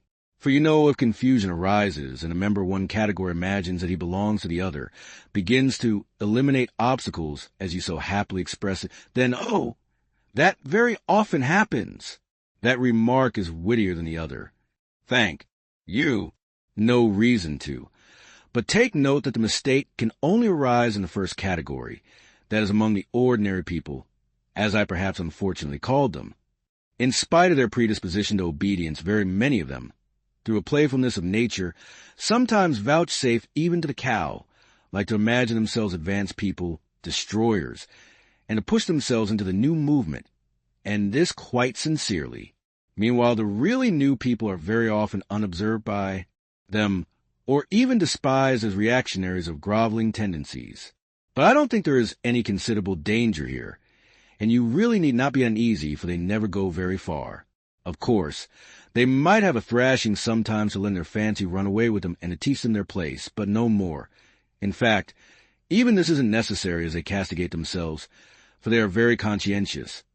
Some perform this service for one another, and others chastise themselves with their own hands. They will impose various public acts of penitence upon themselves with a beautiful and edifying effect. In fact, you've nothing to be uneasy about. It's a law of nature. Well, you have certainly set my mind more at rest on that score, but there's another thing worries me. Tell me, please, are there many people who have the right to kill others, these extraordinary people? I am ready to bow down to them, of course, but you must admit it's alarming if there are great. Many of them. Oh, you needn't worry about that either, Raskolnikov went on in the same tone. People with new ideas, people with the faintest capacity for saying something new, are extremely few in number, extraordinarily so, in fact. One thing only is clear, that the appearance of all these grades and subdivisions of men must follow with unfailing regularity some law of nature. That law, of course, is unknown at present, but I am convinced that it exists and one day may become known. The vast mass of mankind is mere material, and only exists in order by some great effort, by some mysterious process, by means of some crossing of races and stocks, to bring into the world at last perhaps one man out of 1,000 with a spark of independence. 1 in 10,000 perhaps, I speak roughly, approximately, is born with some independence, and with still greater independence 1 in 100,000. The man of genius is one of millions, and the great geniuses, the crown of humanity, appear on earth, perhaps 1 in many thousand millions. In fact, I have not peeped into the retort in which all this takes place. But there certainly is and must be a definite law. It cannot be a matter of chance. Why, are you both joking? Razumihin cried at last. There you sit, making fun of one another. Are you serious, Rodia? Raskolnikov raised his pale and almost mournful face and made no reply. And the unconcealed, persistent, nervous, and discourteous sarcasm of Porfiry seemed strange. To Razumihin beside that quiet and mournful face. Well, brother, if you are really serious, you are right, of course, in saying that it's not new, that is like what we've read and heard 1,000 times already. But what is really original in all this, and is exclusively your own, to my horror, is that you sanction bloodshed in the name of conscience, and, excuse my saying so, with such fanaticism. That, I take it, is the point of your article. But that sanction of bloodshed by conscience is to my mind more terrible than the official legal sanction of bloodshed. You are quite right. It is more terrible. Porfiry agreed. Yes, you must have exaggerated. There is some mistake. I shall read it. You can't think that. I shall read it. All that is not in the article. There's only a hint of it, said Raskolnikov. Yes. Porfiry couldn't sit still. Your attitude to crime is pretty clear to me now, but excuse me for my impertinence. I am really ashamed to be worrying you like this. You see, you remove my anxiety as to the two grades getting mixed, but there are various practical possibilities that make me uneasy. What if some man or youth imagines that he is a Lycurgus or Mohammed, a future one, of course, and suppose he begins to remove all obstacles? He has some great enterprise before him, and needs money for it, and tries to get it, do you see? Zametov gave a sudden guffaw in his corner. Raskolnikov did not even raise his eyes to him. I must admit, he went on calmly, that such cases certainly must arise. The vain and foolish are particularly apt to fall into that snare, young people especially. Yes, you see. Well then. What then? Raskolnikov smiled in reply. That's not my fault. So it is, and so it always will be. He said just now, he nodded at Razumihin, that I sanction bloodshed. Society is too well protected by prisons, banishment, criminal investigators, penal servitude. There's no need to be uneasy. You have but to catch the thief. And what if we do catch him? Then he gets what he deserves. You are certainly logical. But what of his conscience? Why do you care about that? Simply from humanity. If he has a conscience, he will suffer for his mistake. That will be his punishment, as well as the prison. But the real geniuses, asked Razumihin, frowning, those who have a right to murder, oughtn't they to suffer at all, even for the blood they've shed? Why the word ought? It's not a matter of permission or prohibition. He will suffer if he is sorry for his victim. Pain and suffering are always inevitable for a large intelligence and a deep heart. The really great men must, I think, have great sadness on earth, he added dreamily, not in the tone of the conversation. He raised his eyes, looked earnestly at them all, smiled, and took his cap. He was too quiet by comparison with his manner at his entrance, and he felt this. Everyone got up. Well, you may abuse me, be angry with me if you like. Porfiry Petrovitch began again, but I can't resist. Allow me one little question. I know I am troubling you. There is just one little notion I want to express, simply that I may not forget it. Very good. Tell me your little notion. Raskolnikov stood waiting, pale and grave before him. Well, you see, I really don't know how to express it properly. It's a playful, psychological idea. When you were writing your article, surely you couldn't have helped fancying yourself just a little, an extraordinary man, uttering a new word in your sense. That's so, isn't it? Quite possibly, Raskolnikov answered contemptuously. Razumihin made a movement. And if so, could you bring yourself in case of worldly difficulties and hardship or for some service to humanity, to overstep obstacles, for instance, to rob and murder? And again he winked with his left eye and laughed noiselessly just as before. If I did, I certainly should not tell you. Raskolnikov answered with defiant and haughty contempt. No, I was only interested on account of your article, from a literary point of view. Phoo! How obvious and insolent that is. Raskolnikov thought with repulsion. Allow me to observe, he answered dryly, that I don't consider myself a Mohammed or a Napoleon, nor any personage of that kind, and not being one of them I cannot tell you how I should act. Oh, come, don't we all think ourselves Napoleons now in Russia? Porfiry Petrovitch said with alarming familiarity. Something peculiar betrayed itself in the very intonation of his voice. Perhaps it was one of these future Napoleons who did for Alyona Ivanovna last week. Zametov blurted out from the corner. Raskolnikov did not speak, but looked firmly and intently at Porfiry. Razumihin was scowling gloomily. He seemed before this to be noticing something. He looked angrily around. There was a minute of gloomy silence. Raskolnikov turned to go. Are you going already? Porfiry said amiably, holding out his hand with excessive politeness. Very, very glad of your acquaintance. As for your request, have no uneasiness. Write just as I told you, or, better still, come to me there yourself in a day or two. Tomorrow, indeed. I shall be there at 11 o'clock for certain. We'll arrange it all. We'll have a talk. As one of the last to be there, you might perhaps be able to tell us something, he added with a most good-natured expression. You want to cross-examine me officially in due form. Raskolnikov asked sharply. Oh, why? That's not necessary for the present. You misunderstand me. I lose no opportunity, you see, and I've talked with all who had pledges. I obtained evidence from some of them, and you are the last. Yes, by the way, he cried, seemingly suddenly delighted, I just remember what was I thinking of. He turned to Razumihin. You were talking my ears off about that, Nikolai, of course. I know very well. He turned to Raskolnikov. that the fellow is innocent. But what is one to do? We had a troubled Dmitri, too. This is the point, this is all. When you went up the stairs, it was past 7, wasn't it? Yes, answered Raskolnikov, with an unpleasant sensation at the very moment he spoke that he need not have said it. Then when you went upstairs between 7 and 8, didn't you see in a flat that stood open on a second story? Do you remember? 2 workmen, or at least one of them. They were painting there. Didn't you notice them? It's very, very important for them. Painters? No, I didn't see them. Raskolnikov answered slowly, as though ransacking his memory, while at the same instant he was racking every nerve, almost swooning with anxiety to conjecture as quickly as possible where the trap lay and not to overlook anything. No, I didn't see them, and I don't think I noticed a flat like that open. But on the 4th story, he had mastered the trap now and was triumphant.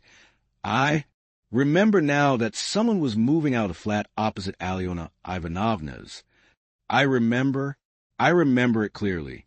Some porters were carrying out a sofa, and they squeezed me against the wall.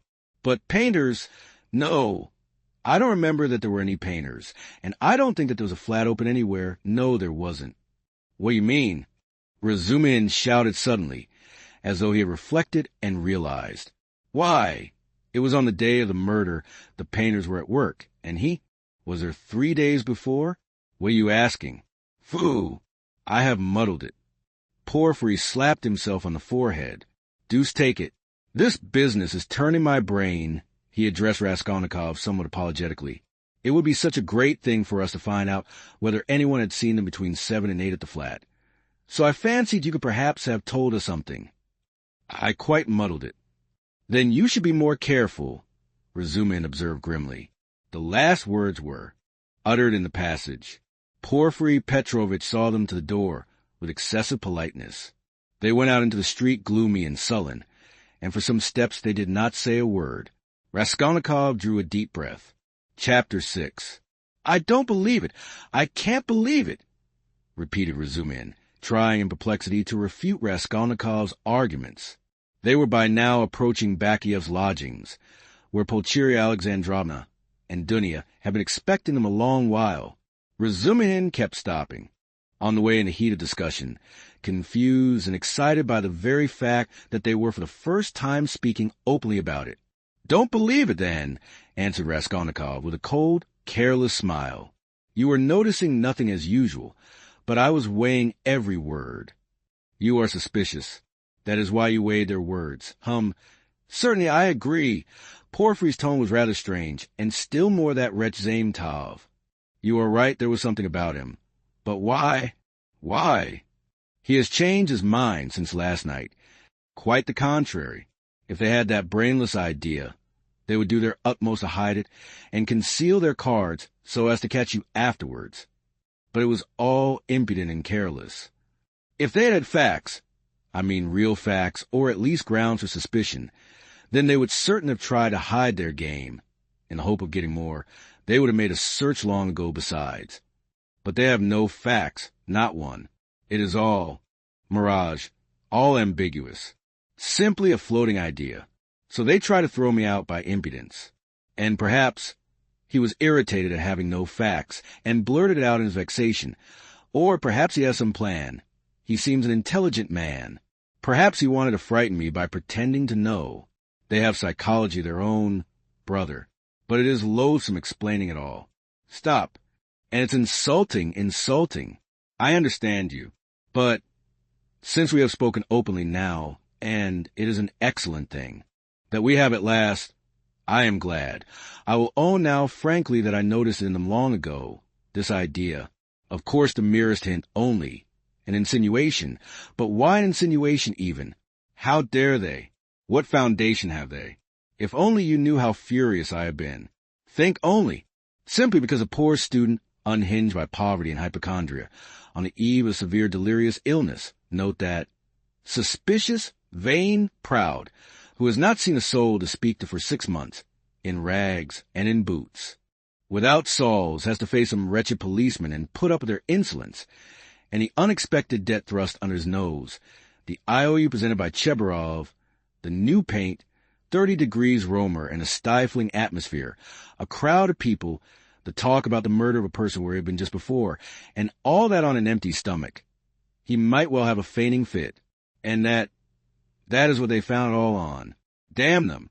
I understand how annoying it is, but in your place, Rhodia, I would laugh at them, or better still, spit in their ugly faces, and spit 12 times in all directions. I'd hit out in all directions, neatly too, and so I put an end to it. Damn them. Don't be downhearted. It's a shame. He really has put it well, though, Raskolnikov thought. Damn them. But the cross-examination again tomorrow, he said with bitterness. Must I really enter into explanations with them? I feel vexed as it is, that I condescended to speak to Zametov yesterday. In the restaurant, damn it, I will go myself to Porfiry. I will squeeze it out of him as one of the family. He must let me know the ins and outs of it all. And as for Zametov, at last he sees through him, thought Raskolnikov. Stay, cried Razumin, seizing him by the shoulder again. Stay. You were wrong. I have thought it out. You are wrong. How was that a trap? You say that the question about the workmen was a trap. But if you had done that, could you have said you had seen them, painting the flat and the workmen? On the contrary, you would have seen nothing, even if you had seen it. Who would own it against himself? If I had done that thing, I should certainly have said that I had seen the workmen in the flat, Raskolnikov answered, with reluctance and obvious disgust. But why speak against yourself? Because only peasants or the most inexperienced novices deny everything flatly at examinations. If a man is ever so little developed and experienced, he will certainly try to admit all the external facts that can't be avoided, but will seek other explanations of them, will introduce some special, unexpected turn that will give them another significance and put them in another light. Porfiry might well reckon that I should be sure to answer so, and say I had seen them to give an air of truth, and then make some explanation. But he would have told you at once that the workmen could not have been there 2 days before, and that therefore you must have been there on the day of the murder at 8 o'clock. And so he would have caught you over a detail. Yes, that is what he was reckoning on, that I should not have time to reflect, and should be in a hurry to make the most likely answer, and so would forget that the workmen could not have been there 2 days before. But how could you forget it? Nothing easier. It is in just such stupid things clever people are most easily caught. The more cunning a man is, the less he suspects that he will be caught in a simple thing. The more cunning a man is, the simpler the trap he must be caught in. Porfiry is not such a fool as you think. He is a knave, then, if that is so. Raskolnikov could not help laughing. But at the very moment, he was struck by the strangeness of his own frankness, and the eagerness with which he had made this explanation, though he had kept up all the preceding conversation with gloomy repulsion, obviously with motive from necessity. I am getting a relish for certain aspects, he thought to himself. But almost at the same instant, he became suddenly uneasy, as though an unexpected and alarming idea had occurred to him. His uneasiness kept on increasing. They had just reached the entrance to Bakleyev's. Going alone, said Raskolnikov suddenly. I will be back directly. Where are you going? Why, we are just here. I can't help it. I will come in half an hour. Tell them. Say what you like. I will come with you. You, too, want to torture me, he screamed, with such bitter irritation, such despair in his eyes that Razumihin's hands dropped. He stood for some time on the steps, looking gloomily at Raskolnikov striding rapidly away in the direction of his lodging. At last, gritting his teeth and clenching his fist, he swore he would squeeze Porfiry like a lemon that very day, and went up the stairs to reassure Pulcheria Alexandrovna, who was by now alarmed at their long absence. When Raskolnikov got home, his hair was soaked with sweat, and he was breathing heavily. He went rapidly up the stairs, walked into his unlocked room, and at once fastened the latch. Then in senseless terror he rushed to the corner, to that hole under the paper where he had put the things, put his hand in, and for some minutes felt carefully in the hole, in every crack and fold of the paper. Finding nothing, he got up and drew a deep breath. As he was reaching the steps of Bakleyev's, he suddenly fancied that something, a chain, a stud, or even a bit of paper in which they had been wrapped with the old woman's handwriting on it, might somehow have slipped out and been lost in some crack, and then might suddenly turn up as unexpected, conclusive evidence against him. He stood as though lost in thought, and a strange, humiliated, half-senseless smile strayed on his lips. He took his cap at last, and went quietly out of the room. His ideas were all tangled. He went dreamily through the gateway. "Here he is himself," shouted a loud voice. He raised his head. The porter was standing at the door of his little room, and was pointing him out to a short man who looked like an artisan, wearing a long coat and a waistcoat, and looking at a distance remarkably like a woman. He stooped, and his head in a greasy cap hung forward. From his wrinkled, flabby face, he looked over 50. His little eyes were lost in fat, and they looked out grimly, sternly and discontentedly. "What is it?" Raskolnikov asked, going up to the porter. The man stole a look at him from under his brows, and he looked at him attentively, deliberately. Then he turned slowly and went out the gate into the street, without saying a word. "What is it?" cried Raskolnikov. "Why?" He there was asking whether a student lived here. "Mention your name and whom you lodge with. I saw you coming and pointed you out, and he went away. It's funny." The porter, too, seemed rather puzzled, but not much so, and after wondering for a moment, he turned and went back to his room. Raskolnikov ran after the stranger, and at once caught sight of him walking along the other side of the street with the same even, deliberate step with his eyes fixed on the ground, as though in meditation. He soon overtook him, but for some time walked behind him. At last, moving on to a level with him, he looked at his face.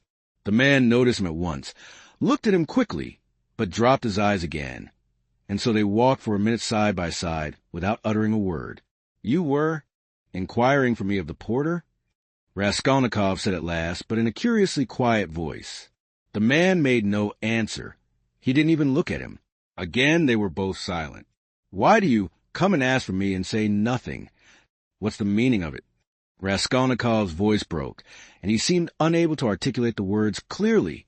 The man raised his eyes this time, and turned a gloomy, sinister look at Raskolnikov. "Murderer," he said suddenly in a quiet but clear and distinct voice. Raskolnikov went on walking beside him. His legs felt suddenly weak, a cold shiver ran down his spine, and his heart seemed to stand still for a moment, then suddenly began throbbing as though it were set free. So they walked for about 100 paces, side by side in silence. The man did not look at him. "What do you mean? What is—" "Who is a murderer?" muttered Raskolnikov hardly audibly. "You are a murderer." The man answered still more articulately and emphatically, with a smile of triumphant hatred, and again he looked straight into Raskolnikov's pale face and stricken eyes. They had just reached the crossroads. The man turned to the left without looking behind him. Raskolnikov remained standing, gazing after him. He saw him turn round 50 paces away, and looked back at him still standing there. Raskolnikov could not see clearly, but he fancied that he was again smiling the same smile of cold hatred and triumph. With slow, faltering steps, with shaking knees, Raskolnikov made his way back to his little garret, feeling chilled all over. He took off his cap and put it on the table, and for 10 minutes he stood without moving. Then he sank exhausted on the sofa, and with a weak moan of pain he stretched himself on it. So he lay for half an hour. He thought of nothing. Some thoughts or fragments of thoughts, some images without order or coherence floated before his mind. Faces of people he had seen in his childhood or met somewhere once, whom he would never have. Recalled the belfry of the church at V, the billiard table in a restaurant and some officers playing billiards, the smell of cigars at some underground tobacco shop, a tavern room, a back staircase quite dark, all sloppy with dirty water and strewn with eggshells, and the Sunday bells floating in from somewhere. The images followed one another, whirling like a hurricane. Some of them he liked and tried to clutch at, but they faded, and all the while there was an impression within him. But it was not overwhelming. Sometimes it was even pleasant. The slight shivering still persisted, but that too was an almost pleasant sensation. He heard the hurried footsteps of Razumihin. He closed his eyes and pretended to be asleep.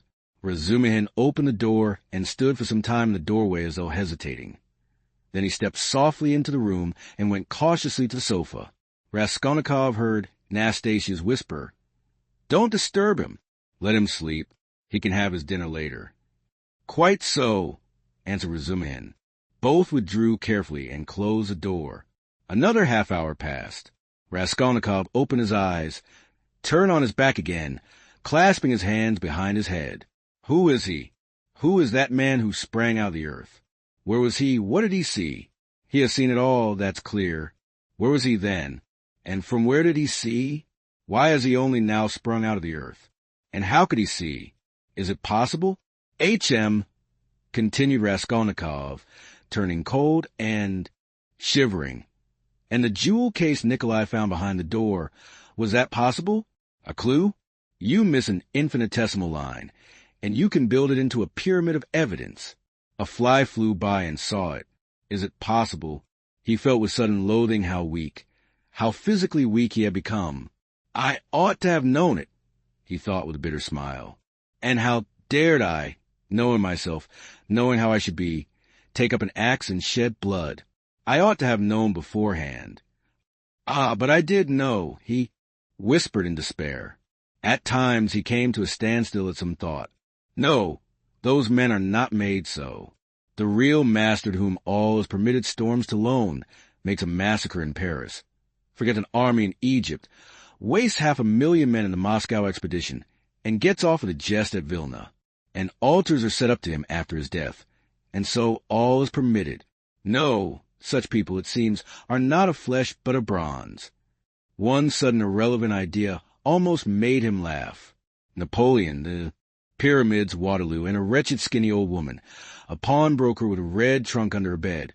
It's a nice hash for Porfiry Petrovitch to digest. How can they digest it? It's too inartistic. A Napoleon creep under an old woman's bed. Ugh, how loathsome. At moments he felt he was raving. He sank into a state of feverish excitement. The old woman is of no consequence, he thought, hotly and incoherently. The old woman was a mistake, perhaps, but she is not what matters. The old woman was only an illness. I was in a hurry to overstep. I didn't kill a human being, but a principle. I killed a principle, but I didn't overstep. I stopped on this side. I was only capable of killing, and it seems I wasn't even capable of that. Principle? Why was that fool Razumihin abusing the socialists? They are industrious, commercial people. The happiness of all is their case. No, life is only given to me once, and I shall never have it again. I don't want to wait for the happiness of all. I want to live myself, or else better not live at all. I simply couldn't pass by my mother starving, keeping my ruble in my pocket while I waited for the happiness of all. I am putting my little brick into the happiness of all, and so my heart is at peace. Ha ha, why have you let me slip? I only live once. I too want. Eck, I am an aesthetic louse and nothing more, he added suddenly, laughing like a madman. Yes, I am certainly a louse, he went on, clutching at the idea, gloating over it and playing with it with vindictive pleasure. In the first place, because I can reason that I am one, and secondly, because for a month past I have been troubling benevolent Providence, calling to witness that not for my own fleshly lust did I undertake it, but with grand and noble object. Ha ha. Thirdly, because I aimed at carrying it out as justly as possible, weighing, measuring, and calculating.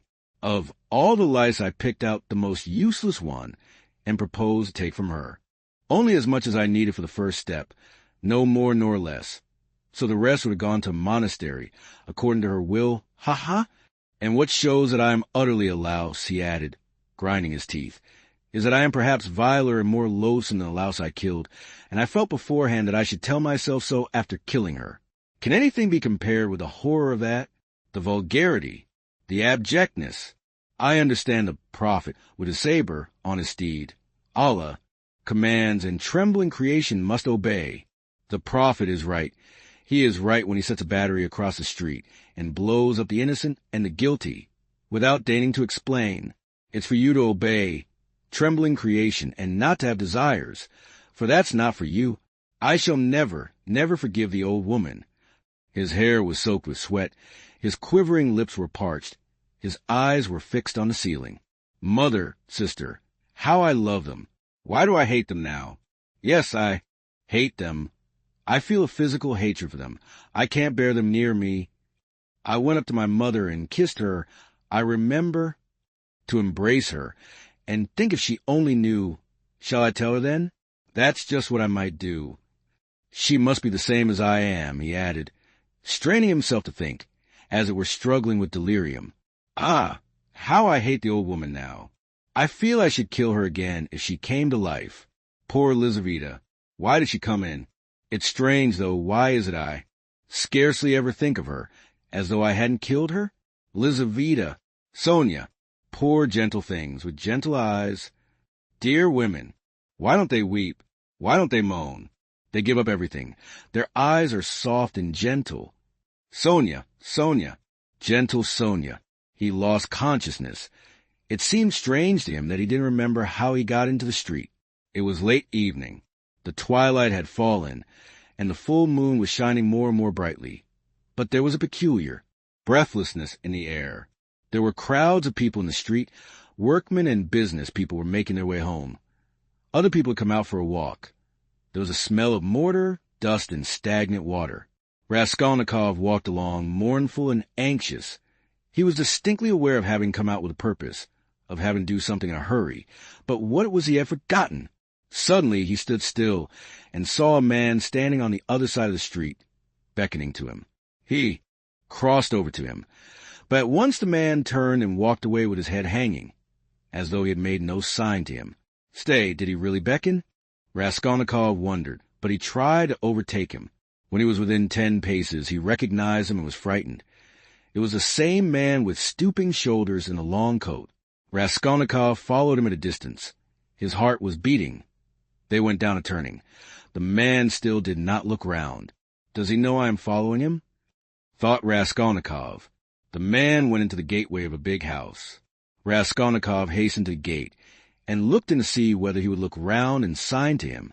In the courtyard the man did turn round, and again seemed to beckon him. Raskolnikov at once followed him into the yard, but the man was gone. He must have gone up the first staircase. Raskolnikov rushed after him. He heard slow, measured steps 2 flights above. The staircase seemed strangely familiar. He reached the window on the first floor. The moon shone through the panes with melancholy and mysterious light. Then he reached the second floor. Bah! This is a flat where the painters were at work. But how was it he did not recognize it at once? The steps of the man above had died away, so he must have stopped or hidden somewhere. He reached the 3rd story. Should he go on? There was a stillness that was dreadful, but he went on. The sound of his own footsteps scared and frightened him. How dark it was. The man must be hiding in some corner here. Ah! The flat was standing wide open. He hesitated and went in. It was very dark and empty in the passage, as though everything had been removed. He crept on tiptoe into the parlor, which was flooded with moonlight. Everything there was as before, the chairs, the looking-glass, the yellow sofa, and the pictures in the frames. A huge, round, copper-red moon looked in at the windows. It's the moon that makes it so still, weaving some mystery, thought Raskolnikov. He stood and waited a long while in more silent the moonlight, the more violently his heart beat, till it was painful, and still the same hush. Suddenly he heard a momentary sharp crack, like the snapping of a splinter, and all was still again. A fly flew up suddenly and struck the window pane with a plaintive buzz. At that moment, he noticed in the corner between the window and the little cupboard something like a cloak hanging on the wall. Why is that cloak here? He thought. It wasn't there before. He went up to it quietly and felt that there was someone hiding behind it. He cautiously moved the cloak and saw, sitting on a chair in the corner, the old woman bent double, so that he couldn't see her face. But it was she. He stood over her. She is afraid, he thought. He stealthily took the axe from the noose and struck her one blow, then another on the skull. But strange to say, she did not stir, as though she were made of wood. He was frightened, bent down near her and tried to look at her, but she, too, bent her head lower. He bent right down to the ground and peeped up into her face from below. He peeped and turned cold with horror. The old woman was sitting and laughing, shaking with noiseless laughter, doing her utmost that he should not hear it. Suddenly he fancied that the door from the bedroom was open a little, and that there was laughter and whispering within. He was overcome with frenzy, and he began hitting the old woman on the head with all his force. But every blow of the axe, the laughter and whispering from the bedroom grew louder, and the old woman was simply shaking with mirth. He was rushing away. But the passage was full of people. The doors of flats stood open, and on the landing, on the stairs, and everywhere below there were people, rows of heads, all looking but huddled together in silence and expectation. Something gripped his heart. His legs were rooted to the spot. They would not move. He tried to scream and woke up. He drew a deep breath, but his dream seemed strangely to persist. His door was flung open, and a man whom he had never seen stood in the doorway watching him intently. Raskolnikov had hardly opened his eyes, and he instantly closed them again. He lay on his back without stirring. Is it still a dream? He wondered, and again raised his eyelids hardly perceptibly. The stranger was standing in the same place, still watching him. He stepped cautiously into the room, carefully, closing the door after him, went up to the table, paused a moment, still keeping his eyes on Raskolnikov, and noiselessly seated himself on the chair by the sofa. He put his hat on the floor beside him and leaned his hands on his cane and his chin on his hands. It was evident that he was prepared to wait indefinitely.